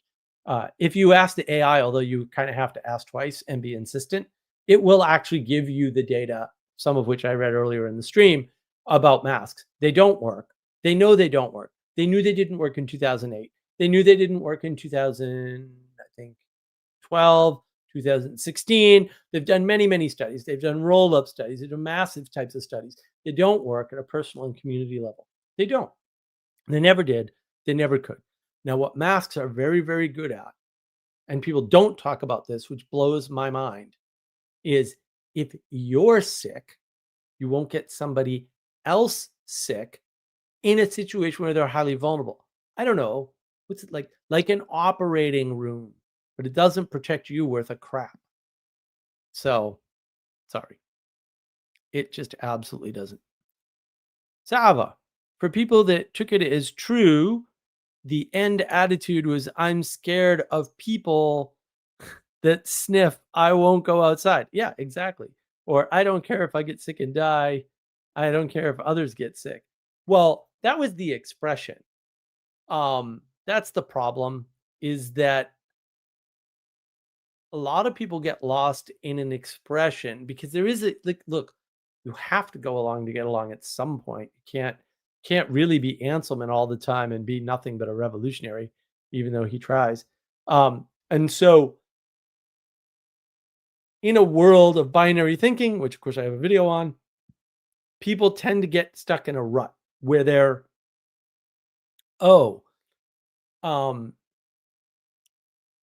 I need to be on team A or team B because it's binary thinking.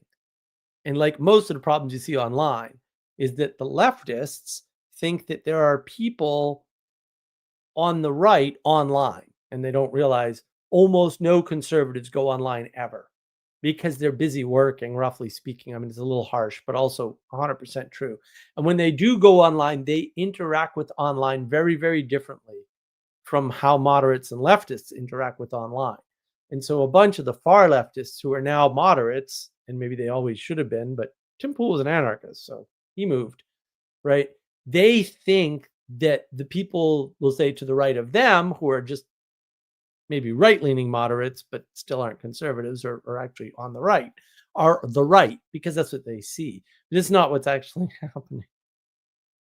Right. And so if you're forced into a situation where, if you're asking me if I care about my comfort more than other people's death, then I'm going to say yes. I've had to do that because people will escalate and force you into that position. And I'm like, well, fine. If that's the only position you'll accept, then yes, that's the position that I'm in. What are you going to do about it? Yeah, you're going to do nothing because you're weak. Okay? So piss off, because I'll punch you out. I'll knock you out. I'll send you to the hospital. You're not going to do anything to anybody. You've made that clear. So piss off. So yeah, I've had to do that to people. I've done that to people many times, but they force me into it and I don't like it. But you know what? I'll do it. I've done it before and I will end up doing it again. I have no doubt. And most people know that. So they don't screw with me because they know when push comes to shove, I'll deck you. I'll break your jaw, and I can. It's not a problem for me, and I won't feel bad about it. I'll be like, man, I give you so many chances that if you push me that far, you definitely deserve worse than I'm going to give you. But I'm going to give you what I'm going to give you nonetheless. I'm just saying. Like, people don't realize you push people, especially people who are competent, they'll act, and you won't like it. And if you force them to say, like, no, I don't care if everybody else on the planet dies as long as I don't have to wear a mask, then they will. But that's on you because you're forcing them into a position that they do, that is unnecessary. It's an unnecessary false dichotomy. Denise, making masking destructive for children. Yeah, well, it's destructive for everybody because most contagion is through contact. Yep. And they need a face full of communication, mentally healthy. Everybody does. Everybody does. Everybody does. We outsource our sanity. It's a much richer form of communication when you don't have to rely on mere propositions. It just helps us. You miss PrEPper. They've always been used in medical settings. Yeah, they've been used in medical settings to not infect the patients. But they're not even that effective at that because it turns out you have to have you have to be trained in how to put a mask on. You can only wear it for between, I think 4 hours is the max, but I think they recommend they change them every 2. Um, and most surgeons aren't that good at putting on masks, as it turns out. I wrote a poem during the thing exhorting the thing. I like it. Exhorting people to silence with one another with an unmasked face. Smile, I would imagine is what you meant. Yeah, that's the problem. You should smile. Exactly. Exactly. Well, and that was the thing. When you don't see people smile, it really screws with you. So may seem unrelated, but it's not. There's a very creepy Doctor Who episode from the newer Doctor Who's, most of which were terrible, but I think the first 2 or 3 years were great, especially with Billy Piper. Might be a coincidence. Nope, not a coincidence. Love Blue Eyed Blondes. But it was actually well acted. Yeah, they got to stop hiring gay guys for the Doctor. It doesn't. You can't do chemistry between men and women if the guy's gay. I don't know why I have to tell you that, but apparently the Brits are dumb. So it was these. I think it was it all children? I think it was all children, but everybody had a mask like on their face, and it was so creepy. It was like a World War One gas mask too. It was such a creepy episode because they were all wearing masks, and it was like, what's happening? And they had to work, and they did save the day. Surprise! I know on TV they saved the day. Weird. But yeah, it was a creepy episode because they were all wearing gas masks and you couldn't see their face, and it just freaked people out. It was an excellent episode. It wasn't as good as Blink, apparently. I don't think I've seen Blink yet. I keep meaning to, and more important things come up, like shaving my invisible cat. Anselman, Texas is more relaxed than the UK. Oh yeah, well, different states are different, Anselman. So most of New England was insane for 3 years. Or more. Like I said, they tried monkeypox this year and didn't work. Whereas in South Carolina, 90 days, that's 950 miles different, roughly speaking. And the different New England states were slightly different. And it depends if you live near a city or away from a city. People lived away from the city. The restaurants were opened earlier and they weren't wearing masks. And the people that live near the city are all insane and probably just need to be done away with at this point because they're corrupt beyond belief. And destroyed by this virus thing. They're all nuts. Like, they're all actually nuts. The battle in the United States is very much city versus not city. You can see that in the voting maps. I mean, it comes up everywhere. And NPCs live in cities. If you live in a city, you have to be an NPC, basically, or a criminal, one of the two. And that's, yeah, it's not good. It's not good. Denise, I still have cough because my recent encounter with toxic mold. Oh, I know the mold thing. Don't get me started. And I wear a mask partly to reassure anybody who fears I might be contagious if I cough in public. Fair enough. Like, look, again, I wore a mask. I didn't care that much. But it did change. Like, I stopped going to the grocery stores in Columbia. Now I live right on the Columbia line. Great grocery stores, 4 miles, 5 miles from the house. All like I have everything practically you would want in a city or outside of a New England city. I have down the street. It's just a weird area. I mean, I'm here on purpose. My mother came here on purpose. She's looking for certain things.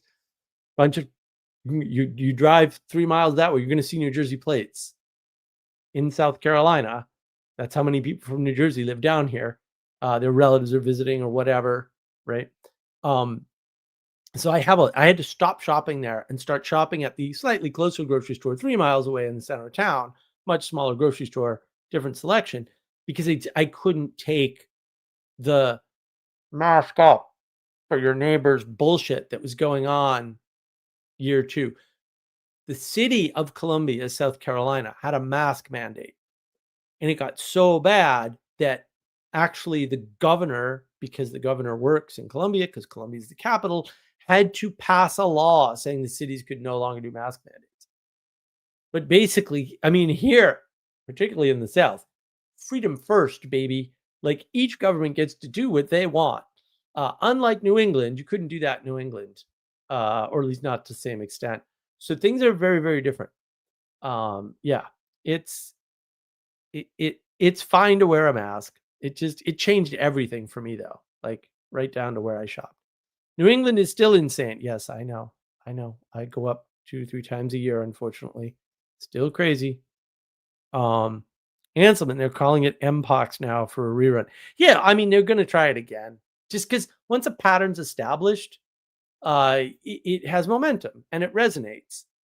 And resonance and momentum are related. They're not the same thing, right? But they're related. And so there's this resonant force that's been going on every year since for 5 straight years around the fake news virus scam.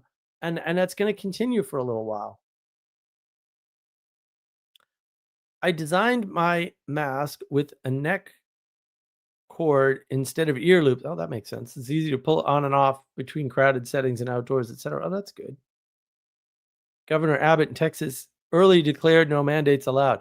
Yet, see, down here, it's unusual to do that in the quote deep south. Texas is a little bit of a weird place for sure, but yeah, it's hard to know what the right answer is because sometimes governments get it wrong and sometimes they get it right. Which is weirdly just like people in general. I don't know if that's connected or anything. Fractal reality, anybody? Anselman, been an enjoyable stream. I'm glad to hear that. Took my mind off my self-annoyance at leaving an umbrella at a meeting venue this evening. Absent-minded me, lack of focus. Fair enough, my friend. Go to sleep. It's really late. Enjoy yourself.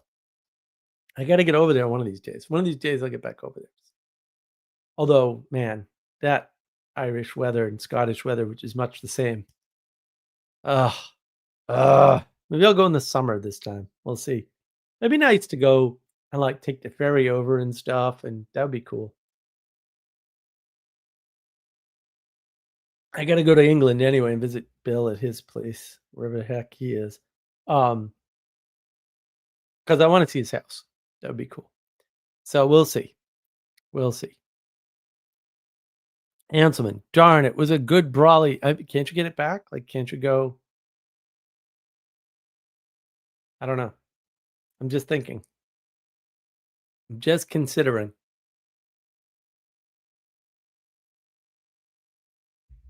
In Ireland, you can rent umbrellas like for the day, and they're pretty cheap. Yeah, Ginger Bill, dude. I met him at the wedding in Ireland.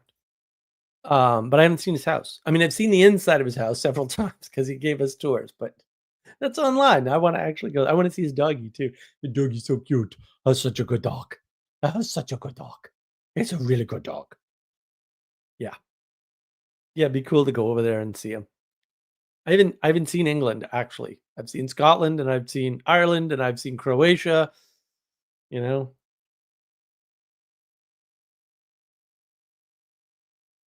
There's so much more to see and I got bad news about my patent, but I got a new plan. So, new patent plan. We'll see what we can do. Anselman phoned center left message to put aside and phone me. It's up in Glasgow. Oh wow. Yeah, Glasgow's someplace I want to go to. But maybe one of these days. We'll see. I'm yeah, I there's still more I want to see over there over the across the pond. Boy, I had a really contentious discussion with Ginger Bill. I think it was last night actually about state versus nation versus country. And he's a good guy to talk to pretty much anything about because he's so freaking brilliant. Um, but yeah, we were going at it because those are hard. Like that's just hard to work out. That's just hard to work out. And there's a lot there. Um, it's so difficult to because we've just corrupted words like nation completely. No one knows what nation means anymore. It's horrible. And state is hard. And then there's polis and city state and like all this stuff we've invented anachronistically because we can't really grasp Plato's Republic very well because the scale's different, right? Like Rome changed everything. Like Rome really changed everything. And if it's not Rome, Athens, and Jerusalem, you're going to get confused about how the world works. And you have to know which one's primary, by the way. And you have to understand the contributions of all three. So it's hard. It's hard when you don't have good vocabulary.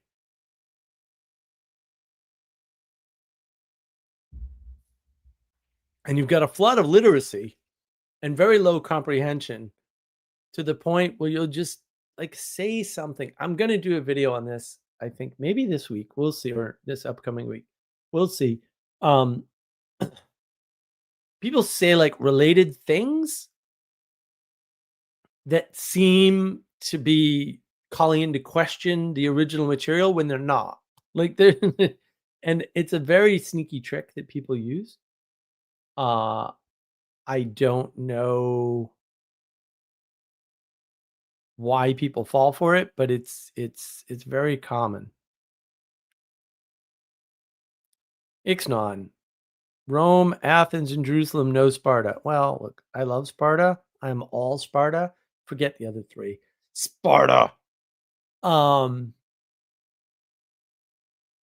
yeah, I mean, it's Sparta is important for contrast and also to understand what winning looks like. I know there's people out there who say, well, Sparta didn't really win that many battles. If you don't believe that, go watch Lantern Jack. He has an interview with one of those lunatics that thinks Sparta wasn't all that great. And he pretty much like tears him apart with actual documentation. Um, Sparta rules. Sorry, guys. Couldn't sustain itself, obviously, for reasons which should be clear, but neither could Athens.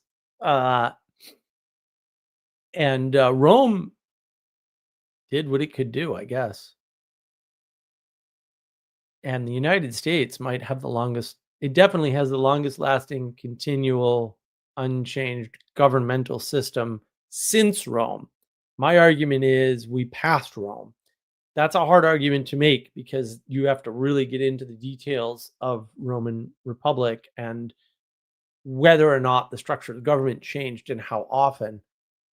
This is a hard case to make, and I'm actually not qualified to make that case. I just, from what I know, I think it's a viable case.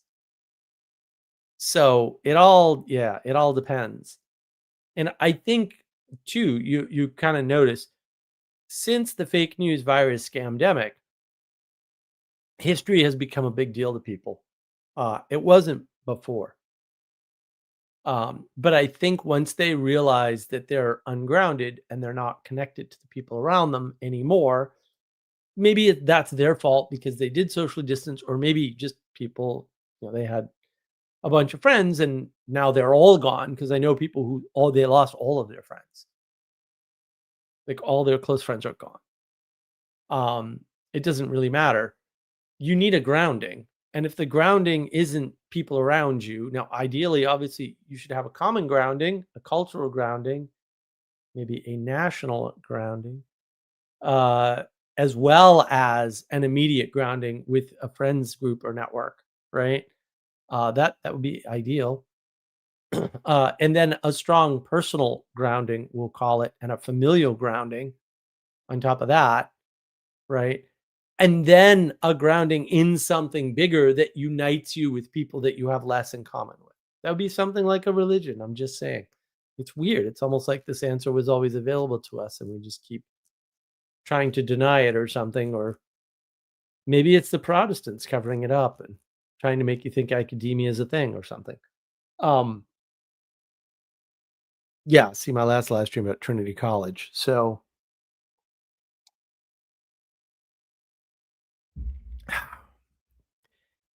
Anselman, have you read much Aristotle? Zero. In addition to your reading of Plato? Zero. Actually zero.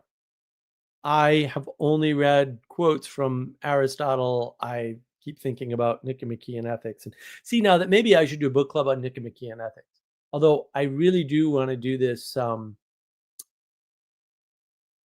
this other book club.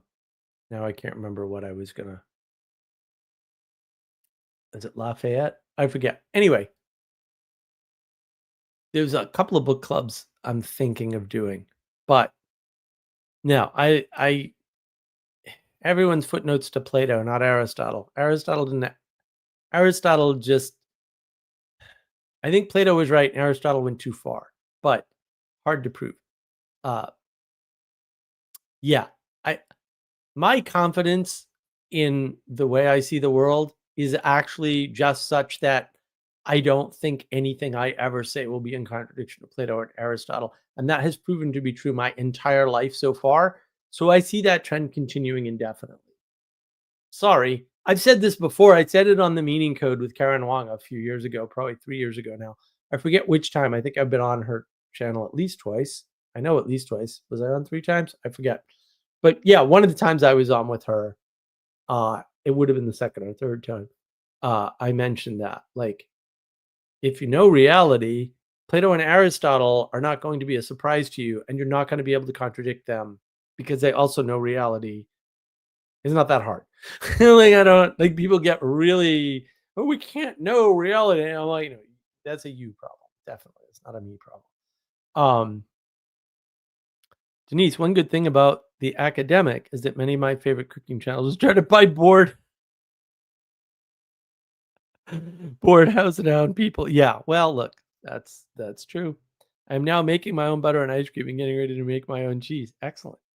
Yeah, I mean, I think that's more a matter of class, right? The wealthy people in Massachusetts, in particular, who wanted to do something new, uh, could get on TV by going to PBS, and they did.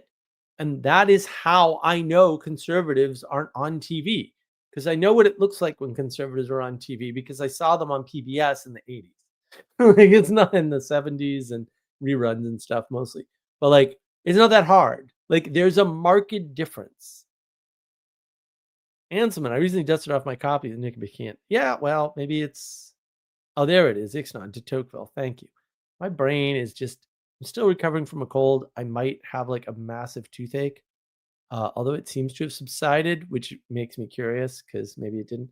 But we're good. We got dentist appointments this week, anyways, coming up week anyway, so not a big deal. Yeah, de Tocqueville book club is on the cards. The problem is, apparently, it's a huge book, and good lord, do I hate huge books. I still don't know how the hell I did Moby Dick, but not that I'm sorry, but also, if I'm organizing a book club, ugh, it's so much more work. I mean, you saw what a mess I made of 12 Rules for Life. Although I support my book club, Denise, scamdemic, not academic. I gotcha. Anselman, stuff sits in bookshelf partly read. That's according to Taleb, that's the sign of a great man. That's Umberto Eco. He had a bunch of books and he didn't read most of them. So yeah, I'm the same way. Let's see. How many of these books? The problem is these are mostly books from The Office that I have read. Oh no, I haven't read that. I haven't read Plato's Critique of Pure Reason. I gotta read that though.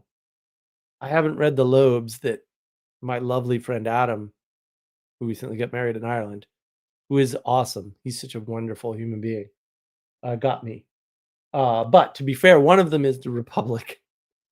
Uh, um, oh, I haven't read The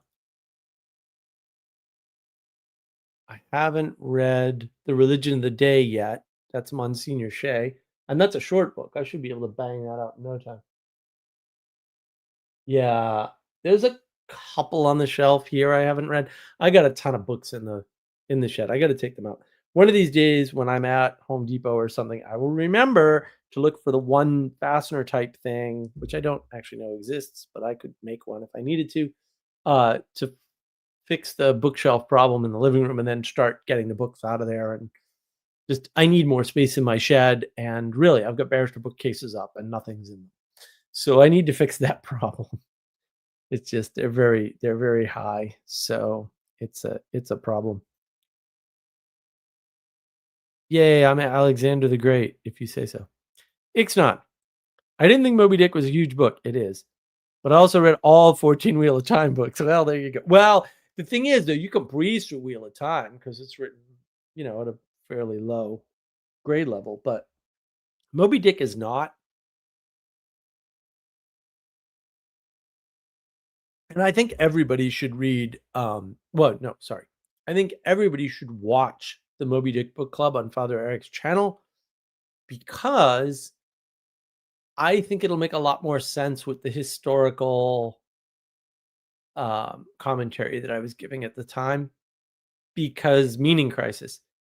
Oh yeah, the other thing I forgot I was going to open with this, but I did not. I watched Good Will Hunting again because yeah, my goodness, so much meaning crisis stuff that I missed. Also, the great thing about Good Will Hunting, and I've been thinking too, maybe I'll do a, because we've talked about it before, like a movie thing, right?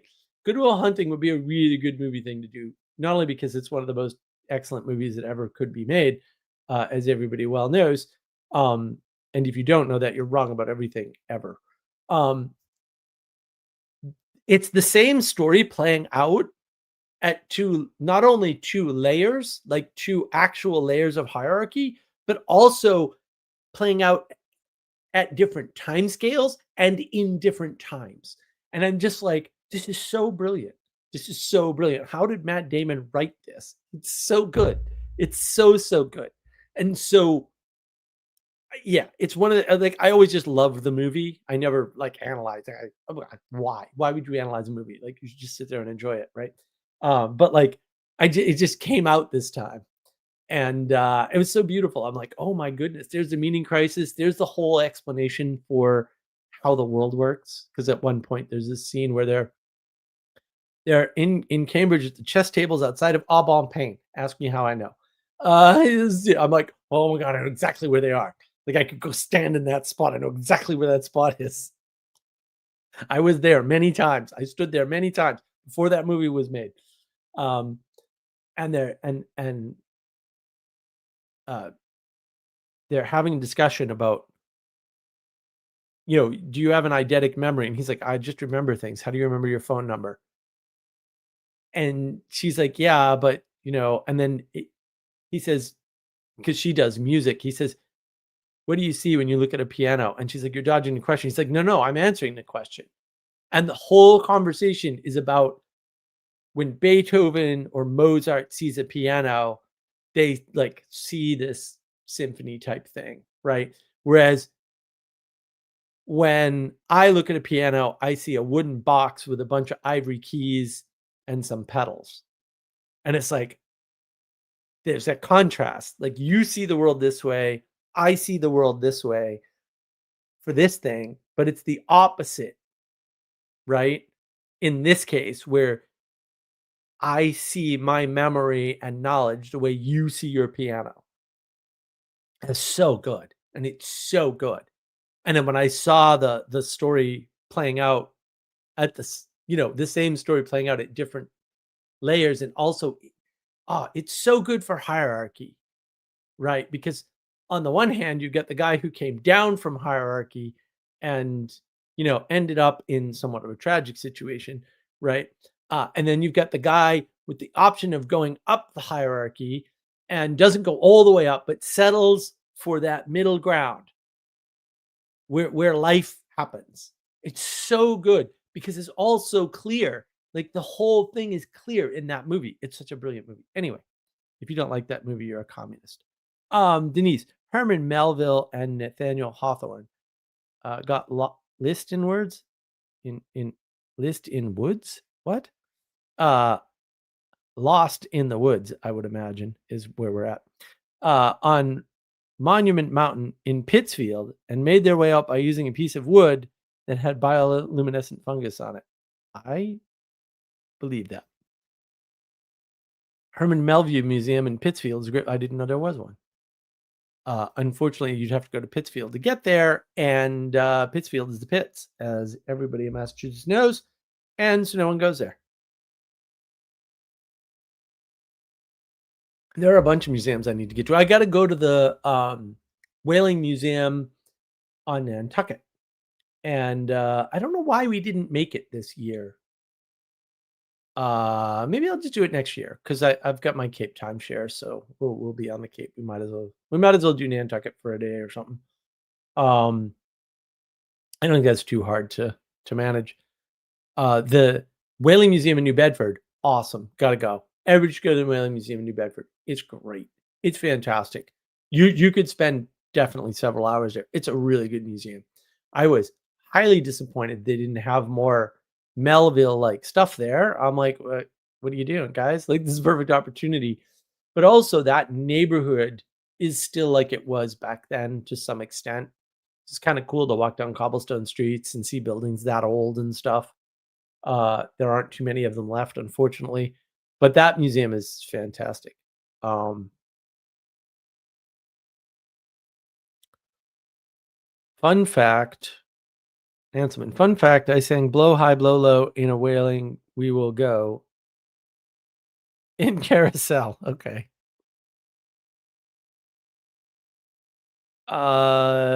Monument Mountain is south of Pittsfield and Great Barrington. Oh yeah, I don't know Great Barrington very well. I mean, I know where it is. Obviously, I've probably driven through it a few times, but usually on leaf peeping trips. Occasionally, we just go out and like go out to Western Mass because it's so pretty. We should also steal upstate New York and let New York just become part of Massachusetts. Massachusetts probably take back Maine too. That would be fine. Denise, you really need to go to Pittsfield just for the Mel little museum if they haven't ruined it. Well, I maybe I will. We'll see. I don't spend a lot of time in Massachusetts anymore because my family's horrible. Like, really horrible. Like, I had no idea. Now I know. It's like, wow, you people are awful. You're just terrible humans. Fair enough. Um, but my grandmother passed away recently, so I don't have to be nice to them anymore. And we'll see what's gonna happen at Thanksgiving. It's gonna be lit. But we're not going up for Christmas anymore. So it's pretty much Thanksgiving and Easter, and then Sarah goes up for games whenever she doesn't go up for every Patriots game, but she has season tickets, so she goes up for games. Um, yeah, I mean, and I would go. I mean, my original plan was to like fly up there every month, like once a month, and spend a week in New England. I mean, that should have been quite possible with all the resources that were stolen from me, but they were stolen. So now I don't have them. So I can't do that. I mean, I have TSA pre-check. And I was doing it for a while. I was going up there. I had two cars. I had a car in New Hampshire. I had a car down here.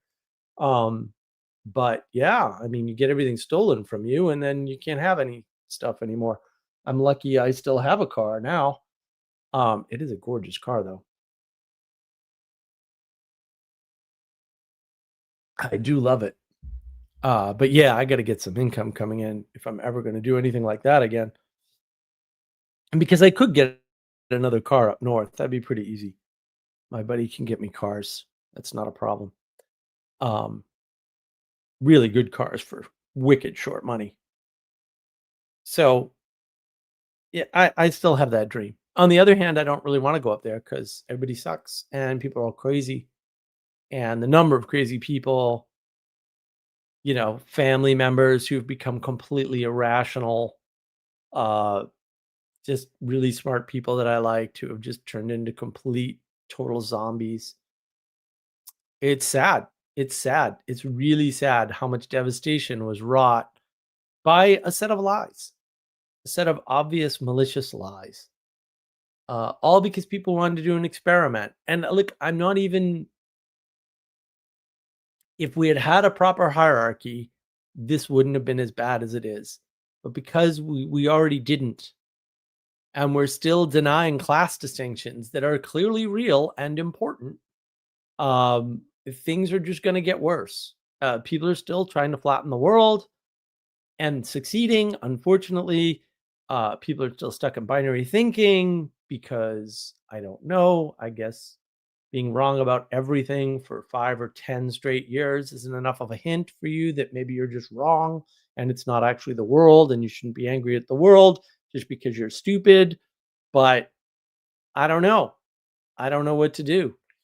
What do you do with people who make a comment on a video like "you're not listening" in a video where you go, "Wow, that was really interesting. I'm gonna have to think about that for a long time."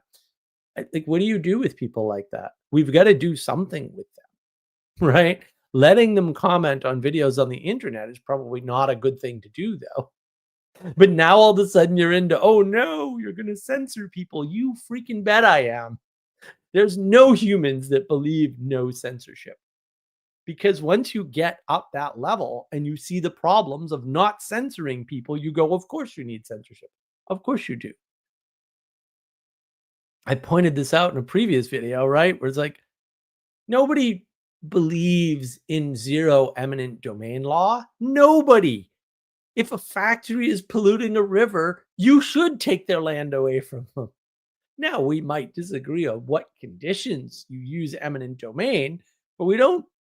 No one wants no eminent domain laws unless they're criminals. In which case, I'm not going to listen to them because I know they're criminals. Like, this is not that hard. I know they want to do something so bad that we would stop them. Okay, that's enough for me to call you a criminal. Sorry.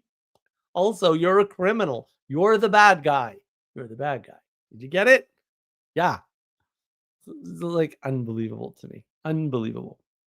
Denise, New England was ground zero for starting this madness. Maybe, maybe not. It's hard to tell. I mean, there's lots of arguments to be made, right? There's Moderna, which is in Cambridge, which is failing, which had a bunch of patents. And there's a whole corrupt drug patenting system that they were tied up with, and the revolving door with the CDC. And yeah, I know those people. Okay. I mean, not those personal people, but like I lived in Boston. I know what was going on in pharma. I was in the pharma industry for a little bit, long enough to learn the ropes and figure out what was going on. Much like many other industries, by the way, it's not that different. But there's way more evil people there for sure. And there's way more incompetence. So thank goodness for that. You start to hear from other people who worked at Pfizer, Novartis, or did consulting or whatever. They are far more incompetent than you can imagine. It's a wonder that they can run companies at all because they're really dumb. And if you're equating intelligence with the ability to run a company or something, then you probably don't understand anything in the world. Because when you get to these companies and you see what's going on, you're like, these people are really stupid. Like, how are they making mistakes this basic? But they are. And it's common. And it's okay. Like, because incompetent bad actors are better than competent bad actors. We should all be happy. 2 hours and 12 minutes. Tea is still not cold. I'm just for Saba. I know he's worried about this. Probably other people are too, but the tea is not cold. Don't worry. It's also not hot. I'm okay with that. I actually don't mind tepid tea. Especially because this isn't really tea. It's Tisane. So.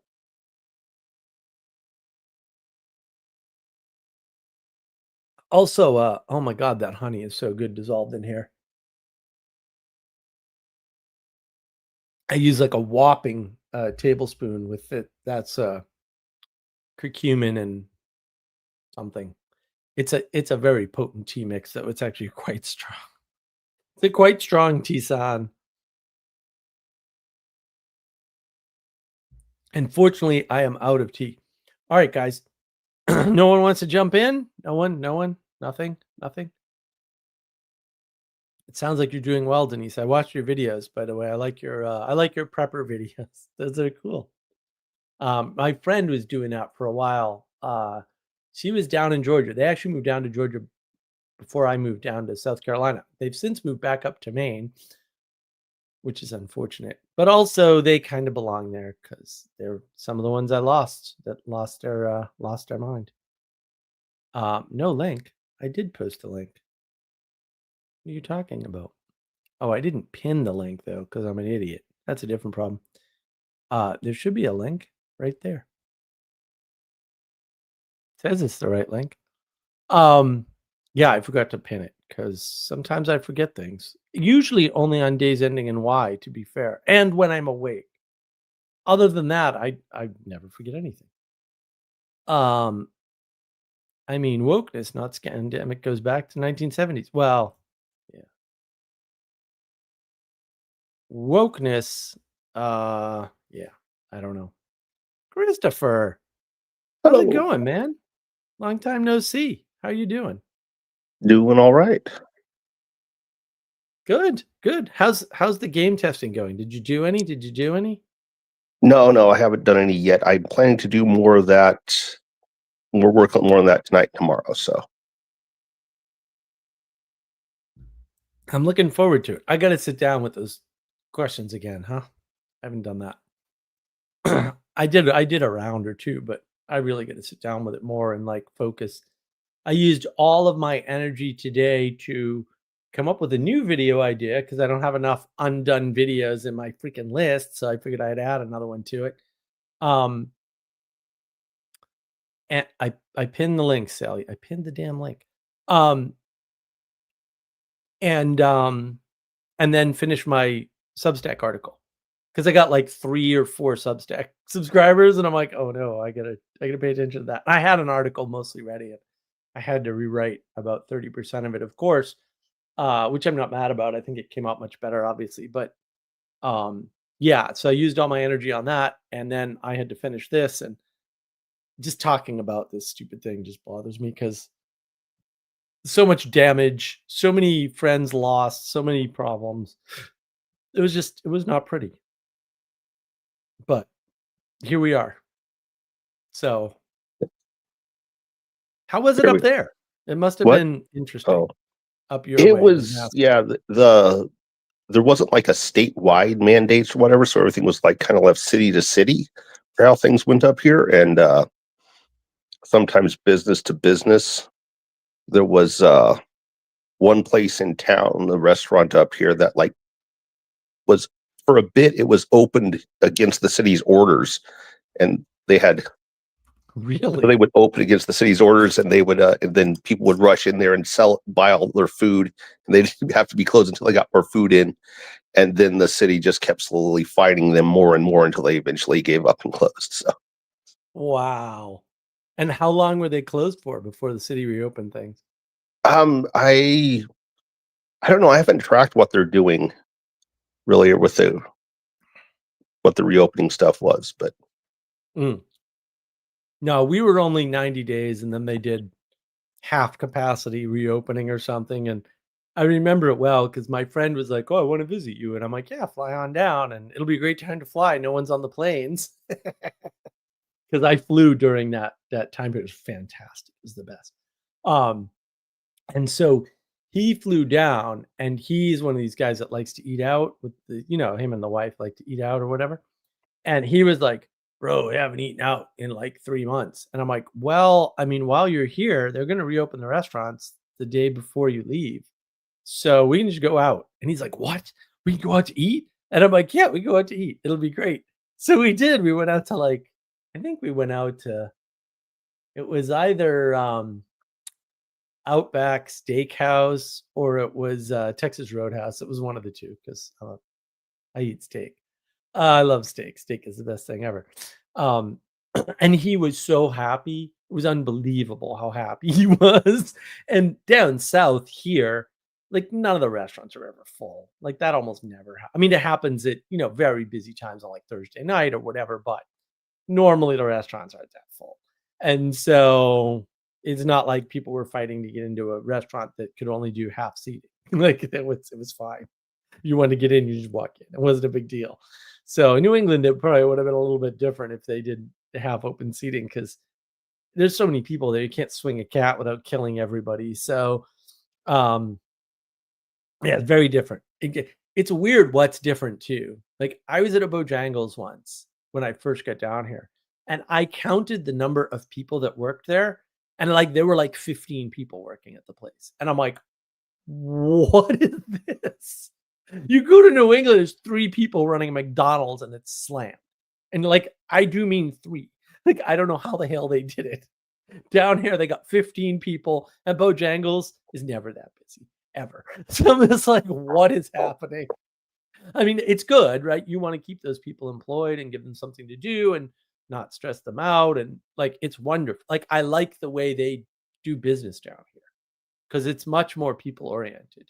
It's really not machine frantic like New England is. New England's like, well, how can we, do more with less? It's like, why don't you just hire as many people as it takes and then a few more? And then people will have jobs and they'll be better. Not for the money they make, because that's not what jobs are for, but like it's good to have a job. Like it's really good. So yeah, it's just different.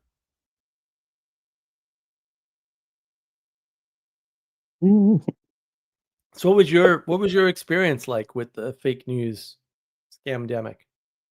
for me, not much. I'm like, I didn't have to deal with a lot of the too much interruption for me personally, because my job here, business was open for me, and I just kept going to work like usual. We had to Oh, wear good. masks at work for a bit. How long? What was it? It might have been about a year or so before might have been like an Wow. entire year, because well, where I work, we get government grants, whatever, so we have to like kind of abide by federal Oh, yeah. nonsense for stuff. And it's my job to go like everywhere in the place, kind of. So I had to wear a mask for that until they did. They said for a bit that if you got one of the vaccines, you could stop wearing the mask. And so I decided to take the risk and got one shot of the Johnson & Johnson jab. Best of a bad bunch, at least. Yeah. I mean, I got that. And as far as I know, I've not been injured from it. So That's good. There's lots of reports. The problem is you never know what to believe. And right. it's always hard. I mean, like I said, like everybody I know in Canada had short-term effects, and the other half had long-term effects. It was just like, wow, that's terrible. And I was in a position at the time where I didn't have to take a job right away, and there were no jobs anyway, so it didn't matter to me, because there was no way. Like, you're not telling me to take a shot I know is not going to do what you think it's. I mean, the J&J shot, to be fair, probably worked, but the other shots definite garbage, definite complete trash. There's no question about it. And I knew enough to know that. And there were people I could, call and verify with. I didn't, because I was like, no, I know enough about this I can work things out. I'm not stupid. But you have to have that background. I just happened to, I worked in Boston. I worked at the banks. I know a lot about banking, right? Because I tend to learn everything I can where I work, and except if I work there full time and then I screw up, which I did at two jobs, right? I know nothing about CAD CAM software, despite having worked at a CAD CAM company for like almost a year, and I know nothing about hardware chip design, just despite having worked at Cadence Design Systems, which does all the hardware chip design software, because I was there and I was so busy, and I just thought like I had all the time in the world to learn the industry. And so, but when I'm consulting, I'm like, before I walk in the door, I know all kinds of things about the industry. And then I learn when I'm there, right? I just ask a ton of questions. But yeah, I'm usually doing analysis, so I have to know. And people are always like, yeah, but you're here for the software. And I'm like, yeah, but the software serves something.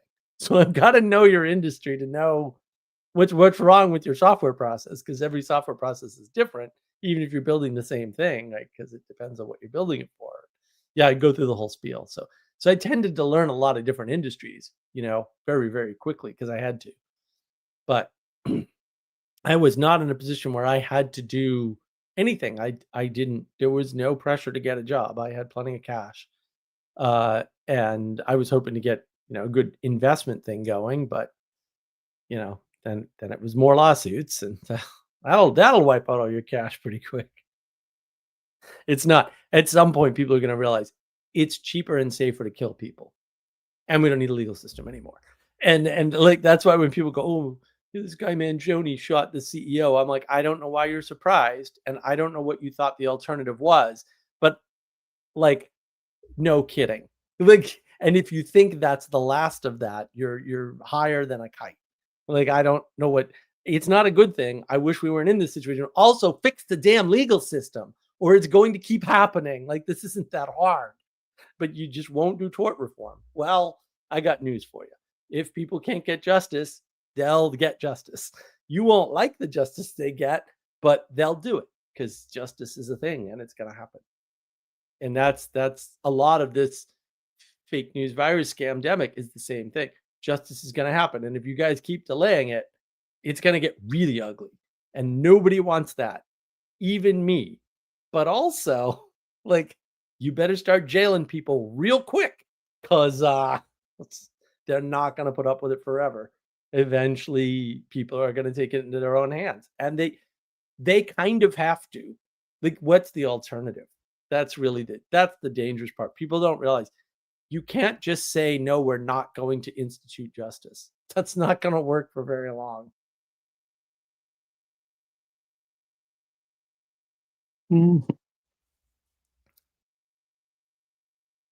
It's a sad state of affairs when you can't own up to errors and mistakes and problems, and Right. Yeah. you got to be able to point out the bad actors and say, look, this guy's a bad actor. Like, just sorry. Like, and yeah, maybe we tolerated it too long or whatever. Yeah, you did. But now you could do something. Right. And it's but now you could do something. People are really reticent. I had a commenter on Twitter a couple of days ago, flat out, because I asked him, like, well, what are we going to do about these people? He's like, nothing. Their consequences will come to them. And I'm like, well, that's actually not true.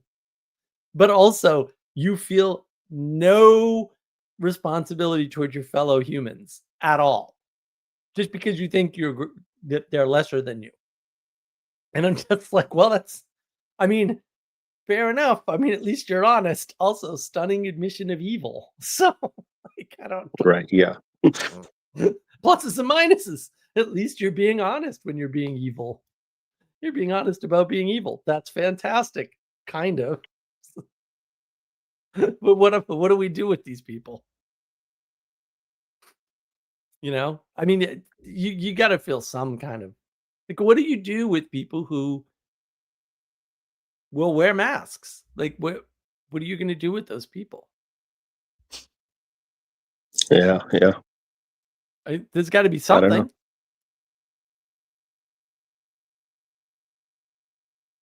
We need some kind of plan, right? And Right. without a hierarchy, if everyone's an individual, we're going to just get Mhm. more and more chaos. Have you noticed this bubble? These people, like, peeking out of their bubbles and noticing guys like Nick Fuentes, or noticing Daily Wire has a lot of viewers, or whatever other nonsense people are. Have you noticed any of this? A bit. Yeah. I just people are noticing the more chaos as it increases. That's going to keep getting worse. So Yeah. that Yeah. will happen. Yeah. There was one thing you were talking about, Good Will Hunting, the movie there, about what you see when you look at the piano, whatever. Yeah. That reminded me of I was listening to Jacob's streaming before you got on, and he mentioned the thing that people this goes back to your video about the guy going into the cabin, whatever. But when The you see an animation, yeah. object, what you don't see objects right away. You see the use of the object before you see the object. Right.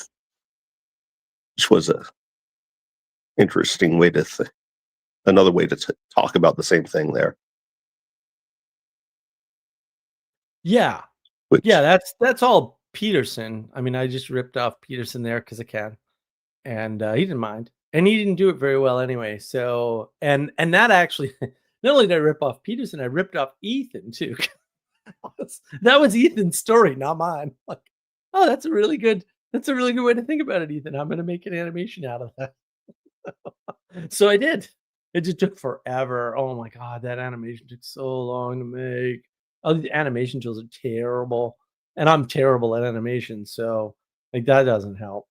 We really need, like, a free animator somehow, or I need to hit the lottery, and then I'll pay whatever it takes to get my animations done. Because I think, I think the animations, like, I think that could make some real progress. Although, to be fair, it hasn't. So there's always the fact that it doesn't seem to be working the way I want.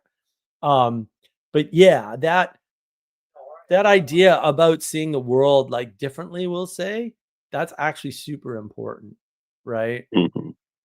And it's just that particular description that they went through that whole description of like he's trying to describe having an eidetic memory to her, and like he's describing it in terms of the music and the piano. Like that's just such a good scene to sort of highlight that you're both looking at the same thing, but you're both seeing something different because of your perspective on the world, because of what you know about the world, because of how you process the world. That and that but like there's so much in that movie that I just I never would have thought of it that way just because this is such a good film. Who cares, right? But also it's totally meaning crisis. And it's totally hierarchical, and there's 3 layers. And I had never like thought of it that way. Right? That would be also, you were doing the you've got the section on the Discord, whatever, about the movie club. Mhm. Is there anything happening with that behind the scenes, or? I was thinking of doing that. Sally Joe points out some people see more uses than others. Well, some people see more colors than others. Yeah, I mean, one of the big problems we have is we don't appreciate human variation. And yeah, I mean, to your point, and this is why things like book clubs and quote movie clubs are helpful. If I could understand how to do the movie club effectively, we'll say, do we do it like a book club? Do we say we all watched a movie and then we all get together afterwards? Because that might be a little bit more palatable to me. And then we all take notes, and then compare notes. Or do we watch it like in a group and then pause live? Because Manuel and I used to do that in the old days on the Awakening server, and that was fun. That was actually a big event for us. We usually had like a bunch of people there. What do you do? That doesn't lend itself well to a movie because the movie's just too long. And if we You were doing that with lectures, right? Yeah, we did it with a lot of the lectures. Yeah, I think we Yeah. did. Didn't we do all of Maps of Meaning that way? I think we did all kinds of crazy stuff. That interrupting, watching it live and pausing makes more sense for a lecture than a movie, I think. So Yeah, but there's different formats, and I think if I understood what format people wanted to do and what they were willing to do, I would do it. And the problem now is, in order to do this is why I wish Jesse was still around, and he's sort of exploded, unfortunately. But like, I need somebody who actually knows all the movies ahead of time because I don't have time to watch all this garbage. And I didn't even notice how Meaning Crisis Good Will Hunting was. And it's one of my favorite movies. I've seen it a bunch of times, which is super unusual for me because I never watch things twice, because usually I just get everything on the first run, and so I don't need to. So like I can do analysis of movies I saw 20 years ago right off the top of my head. If I'm reminded of the right thing, I go, oh yeah, that's in this movie. Right. So, but somebody's got to bring the frame. That's always my problem. Like it's horrible too, because I can't interact correctly with certain types of people. Because if I don't know the frame that we're in, I don't know how to interact. So I just get confused and I just go quiet, basically. And people are like, why are you so quiet? And I'm like, I don't have anything to say. I don't know what's going on, actually. So I just kind of sit back. That's what I do. So yeah, it's so yeah, I mean, I think if somebody had an idea like, oh, we'll all take notes and we'll do it that way, I might be open to actually doing that. Also, just things have been super chaotic, and I don't know if I want to start anything for the rest of this year just because of what's going on. And I gotta sell my patent because I gotta get some money coming in. This is not a good situation at all. I thought I had that nailed, and I found out the other day that it's not going to happen. And I'm like, you got to be effing kidding me. We were this close to solving all kinds of problems, and now I'm completely screwed. So yeah, I don't think we can pull it off like this year or anything. But maybe we'll see what happens. There's a window when we get back from there's a window between Thanksgiving and Christmas. But I'm pretty sure like my problem is I've got to this weekend, I have to go outside and like do some chainsaw work because that has to get done. And I think now I'm recovered enough from my cold But it's going to be bone cold here on like Monday or something. So like I have literally 2 days to do a bunch of outside work before the winter. And like while we were away in Ireland, I actually had my water catchment system up on the platform and it had some water in it and the whole thing got knocked down. And I'm like, what on earth knocked this down? Like, you've got to be kidding me. So now I've got to figure out like, do I actually want to put screws in the top? And then like, because I don't know if that would help. Like, what? How did this get knocked down? I don't understand. Like, what is going on? Or do I want to do something else? Like, so I've got a lot of things to consider, but I have to set that back up. There's a bunch of things I got to do, and there's the little things, but mostly chainsaw work. There's a lot of chainsaw work that has to happen, and I just haven't been well enough since we got back to do a lot of physical activity. Cold's really taken out of me. I slept like 9 hours last night. I'm like, oh my goodness, this better be the end of this cold, or I'm gonna freak out. Like I just can't be sick this long. I got too much to do. But given how much work I got done today, I think I'm okay. I think I'm fine. We'll see. We'll see how much I sleep tonight. Usually the less sleep I get, the healthier I am. So we'll figure it out. But yeah, I probably can't do anything before Thanksgiving just because of how busy everything's got to be. Because once December hits, we're just gonna have days where I won't be able to work outside, and so I got to take advantage of all the outside work that I can do before we leave, because we have to go up north for Thanksgiving. Probably have to go up north for Thanksgiving and Easter, which is fine. It's at my cousin's house, very controlled environment. Probably going to yell at them all if they piss me off this year. It's fine. So yeah, we'll see. We'll see. Plus, yeah, I want to see my buddy. He's up there. A couple of my friends are up there still, obviously. So I haven't convinced them to move down here yet. It's sad. Everything up there is so bad though. It's so different from when I left up north. It's so different. It's like completely unrecognizable just for the way people act now versus the way they used to act. It's very sad. Like it's really genuinely like tragic. And it does make me cry. It really genuinely makes me cry. I'm like, why are we stuck with this? Why are we stuck with all these ruined people acting in this completely irrational way? I just don't understand it. It really does like cut to the soul, you know? I don't like seeing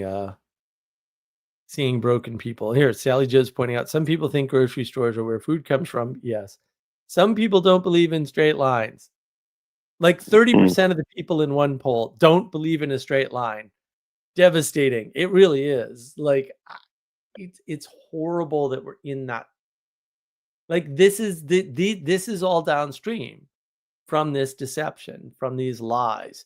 And again, like I'm not a no, you don't lie to your population as the government. Of course you do. Like you have to lie to. I'm sorry. I hate to break it to everybody, but like you want the truth. You can't handle the truth. You missed the point of that movie. It's a great movie. Missed the point of that movie. You got it backwards. That movie was everybody misinterprets that movie completely. So yeah, I mean the bottom line is you actually can't handle the truth. If you did handle the truth, it wouldn't help you. Like it wouldn't help you to know why the government's doing what it's doing. Right? It's just not good for you. Yes, of course, the federal government does not have your personal interest at heart. It shouldn't. Like that's not how it works. Your local government should have your personal interest at heart. They should.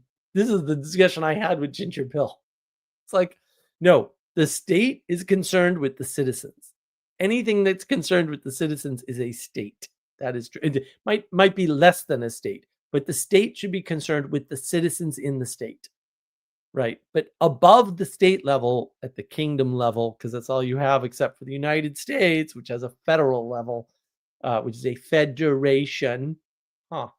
Uh, that should not be concerned with citizens. Period. End of statement. And every time the federal government has got involved with the concerns of citizens, it's been a catastrophe. Like, and you would think just saying that it would be so obvious that people wouldn't fight you. And yet, rousing argument. And Ginger Bill's a really smart guy, but I was like, bro, this is 0%. I kept saying, this is 0% hard. Why is this hard for you? This is not hard. I assure you, I'm not playing a trick. I'm just telling you, this is how it has always worked through time. There are no historical examples of otherwise. I dare you to bring one. And he knows way more history than I do, especially of Europe. My European history is terrible. That's why I have Adam. But he couldn't come up with any examples. I'm like, that's because I'm not wrong. It's not that hard. If you're not wrong, there are no counterexamples to your point. If there are no counterexamples to your point, it could be that's because you're not wrong. I don't know. Like, this isn't that hard. Yeah. It goes back to, if you don't believe you don't have a religion, well, will be provided to you. And very often that ends up being, people start substituting the state or the federal or the king for where the religion should be. Yep. So, well, you have to have the quote religion of the day, right? There has to be one. That's why I'm looking forward to reading that book. I mean, I read his first book, which is From Christendom to Apostolic Mission, which is really good. But this is more a core, like, this is how we got here sort of thing, right? Like, this is why you need to switch from Christendom to Apostolic Mission, because we're in the land of the religion of the day, and that's a problem. And I agree, that's like a big problem. And I guess I don't understand why people have such a problem with understanding simple points now. But like, I feel like everybody's ability to understand like very simple basic things is gone. Like, it's just been wiped off the face of the map.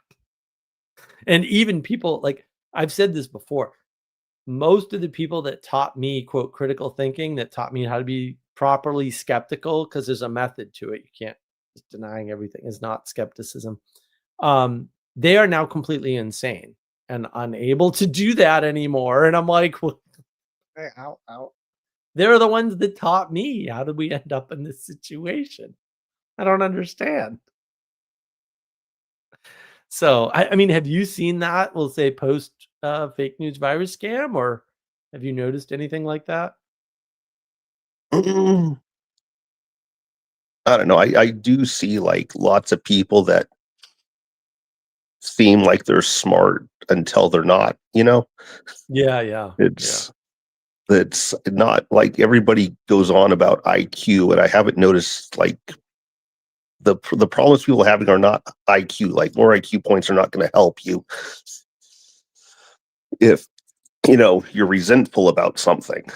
That's Right. That's a good point. Yeah. IQ doesn't override emotion. right. And the fact that a lot of those people appear to be making, we'll say, non-emotional pleas, is actually an illusion, right? It turns out that it's not that they're making quote non-emotional pleas. What they're doing is they're sitting in a state of superiority as their emotional state, and then basically preaching to you. And that appears kind of stoic, but because they're throwing a lot of logic and rationality at you, and it confuses your brain, and your brain's like, oh, they're being rational, they're being logical, they're being unemotional, and they're not being unemotional at all. They're being an arrogant prick. It's just you're not noticing that. And then people are getting confused with competence, and they think everybody who shows any kind of competence is actually just being arrogant. And I'm like, no, that's not what's happening. Yeah. Well, it's weird. Plastic straws are Saturn? Really? Was weird religion of the day. I think she means Satan, but that's okay. Yeah. So here's my plastic straw story. So I'm in Hawaii, and I've been there before, right? I was there. We went back like after 8 years, and this time I paid, and we stayed at a nice resort because I had a bunch of money, so it was fine. All was well back then. Those were great days. Little did I know. Um, and they had just passed all this stupid plastic, no more plastic straw nonsense. Little known fact, Hawaii ships all of its trash to the Philippines. All of it. So I looked into it. I didn't do a lot of research on it because you don't have to. Like this isn't a deep research situation here, right? But I did research because I research things. I do. Like I'm sorry. And I'm good at it. So I've perfected this skill over years. So the country that dumps all the trash in the ocean happens to also be the Philippines and some of the other Asian countries. You know what countries never dump trash into the ocean? The United States, ever. A few European countries do too, by the way. And so, although the person I was with was very upset about the paper straws, I was like, well, actually, plastic straws everywhere in the contiguous United States and Alaska is fine. But no, here we actually need a no plastic straws law. Sorry. It's just one of those things where the law happens to be right in a very specific circumstance called Hawaii. And that's not because anybody in the United States is doing the bad thing, which is even funnier to me. I'm like, no, it's the Philippines. Because they do. They just dump the trash in the Pacific Ocean. And I'm like, are you kidding me right now? Sally Joe, IQ allows you to bear a distracting load of information that encumbers you. I don't think so. I think IQ is an irrelevant measure of how much of a jerk you are going to be when you find out what your IQ is. The backing I have for that is all of the work that Nassim Taleb has pointed out on this issue, where IQ correlates with absolutely nothing. For real. Like just statistically, it doesn't correlate with anything. Sorry. It doesn't correlate with monetary success. It doesn't correlate with professional success. It doesn't correlate with academic success. It just doesn't correlate with anything. I'm sorry. It just doesn't. Like it's a cute number. And maybe you can do Mensa puzzles that are meaningless and never happen in real life. But like really, who cares? It's a fun game, I suppose. I'm not going down that road with you. Because probably my IQ is a lot higher than you might think. So we can play the IQ game, but I do real well at that one too. So I don't really care. But also, I think it's stupid. Like I just think it's dumb. So I don't want to go to, like I don't want to be there. Like I don't want to play that game. Yeah, one of the weird things about COVID was that up here it brought plastic bags back. Really? Because everybody was going to paper, then COVID happened and people brought their plastic bags back instead of like either going paper or you have to bring your own. I don't know why that is, but yeah, that doesn't make any sense to me at all. But yeah, weird. I mean, that's part of unintended consequences, right? And like what happens and why does it happen? And a lot of that stuff is just sort of unknowable. Like, why does this happen? This is very strange. I was like, yeah, it's a good question. Why does this happen? Why would people do that in particular? And it's not clear to me why those things happen. I can't figure it out. It's very mysterious. And I think that's the problem. These people think that, yeah, we're going to enact this thing in this way, and then we're going to have this particular result. And I'm like, the world is so big and so little of it. How you would ever come to a conclusion like that on your own?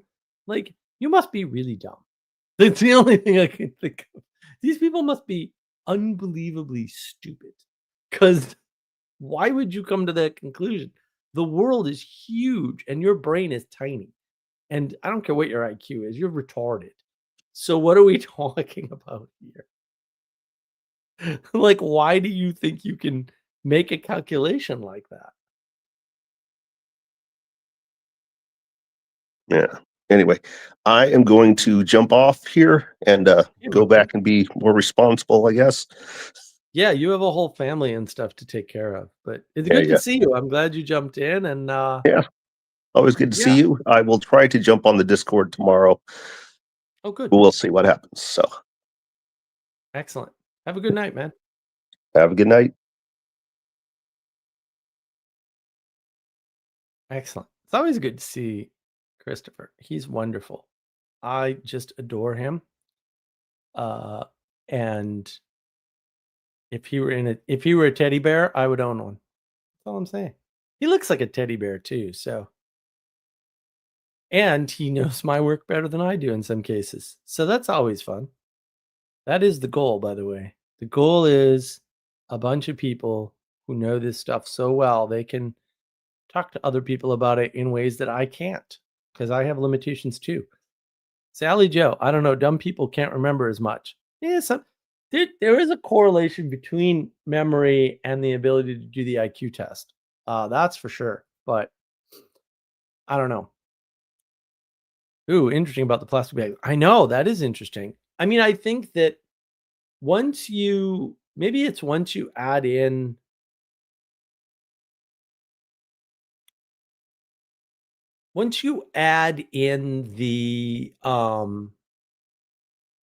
uh, the idea of disposability through masks, that disposable becomes more viable for everybody.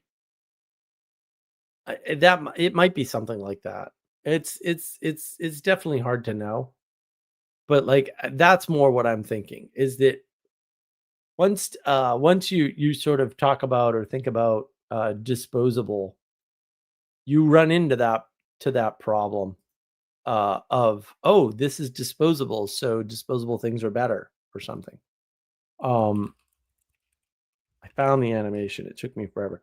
But there it is. I will share that link with everybody. Yeah. So it might be something like that. But it's always hard to tell what side effects you're going to end up with. Like you can look at, for example, you can look at what demographic was more likely to use masks, and you're just going to be unhappy about it, right? Because it shows you things about the world that maybe you didn't want to know, because there are market differences in like socioeconomic and which is the worst way to measure anything, by the way. Um, yeah, it's just horrible. And I've been thinking, I'll tell you guys before if no one else jumps in, obviously I'm gonna have to shut it down. Um, I've been thinking about using Sam and Frodo to show different models of how people come to conclusions about things in the world. And so that was the video I was working on earlier today, or at least the outline of the video, because I'm nowhere near recording that one. Because I want to get a few more frames. I've got like an economic frame, and I got to figure out more frames. It's so hard because these things, as I said in my interview recently, like these things come to me, and like I'm never in a position where I can take notes and write them down. But these examples are just so common; they just come up all the time. And if I don't write them down immediately, they're just so common. I'm like, whatever. They're not. This is not important. It doesn't stick in my memory. In my importance memory, I'm going to be thinking a lot more about that because that was really interesting the way he divided up memory. I had never thought of anything like that before. So that's been bothering me, and it'll continue to bother me probably forever, or at least until I resolve it somehow in my own brain, which maybe I'll do. Maybe I'll do. So I know Castle is having a really tough week, so I don't think he's jumping in. So listen, guys, I'm thrilled that we've got over 5,000 views on a video on my channel. That's awesome. I got a bunch new subscribers, so welcome to all of you. And hopefully we can get some more momentum going here and get more of these projects done. And we'll see how, we'll say, pulled away I get by other things. that absolutely need to get done. And maybe I'll start playing the lottery because that would be handy. Castle, there he is. I suspected the reason plastic was chosen over paper again was because of an NIH article over how long stuff survived on surfaces. Yeah. But apparently they had said 24 hours on paper and plastic is 72. I don't know. Although no one ever isolated a particle in the first place. So how could you test? Right. That's always the problem with those things. But again, I think it's about disposability. And plastic, for whatever reason, is seen as more readily disposable than paper. Mainly because paper is useful. Like we use paper bags all the time here still because we have them. We get them on a regular basis. And it's easier to put the recycling in. Why we recycle, I don't know. We don't actually have to, but whatever. I mean, I did it before. It's just Sarah's like really big on the recycling. I'm like, fine, we'll recycle. I don't care. We go to the dump, so it's not like we're sorting in barrels. We get to sort when we get there. But I'm not real big on recycling because I know it doesn't actually do anything good and costs more money than it saves. So I'm not a big fan. All right, look, guys. Next Friday, we should have a stream. I don't know what it'll be about. Feel free to put comment suggestions below if you want to see something in particular. This stream was the result of a comment on my big 5K video. Somebody wanted to know my thoughts. I figured it was time and I could get away with this now. Stream didn't get shut down, so apparently I can get away with this now. We'll see how downvoted it gets by the Shadow League of Evil and troll comments that you can tell are troll comments because they're all NPC like. Whatever. I think it's hysterical. Plus, they don't realize commenting on the video boosts it. The algorithm doesn't know a negative comment from positive comment, but whatever. I'm happy for the help, even if they don't mean it. Sally Joe, if you use Merry and Pippin, it might be better too. It might be better. No, it won't be better. I'm not using them for reasons. But look, guys, let's just keep in mind the goal here. The goal is to be better. And the telos, the reason, the final cause for being better is because the world needs you. And what does the world need? The world needs you to be better. And in order to be better, the world needs you to be better. That's how it works. So I want you to keep that in mind. We're trying to facilitate the being better part as much as we can. And that is the goal. And the channel and the videos on the channel are designed to do that. Maybe poorly designed or at least poorly implemented. Fair enough, if that's the case. But that's still the goal. And with your feedback and your assistance, maybe we can pull it off. Right? That's the hope. So everybody have a great week. Take care of yourself and each other and be better. And I'll talk to you next Friday on another Pirate live stream.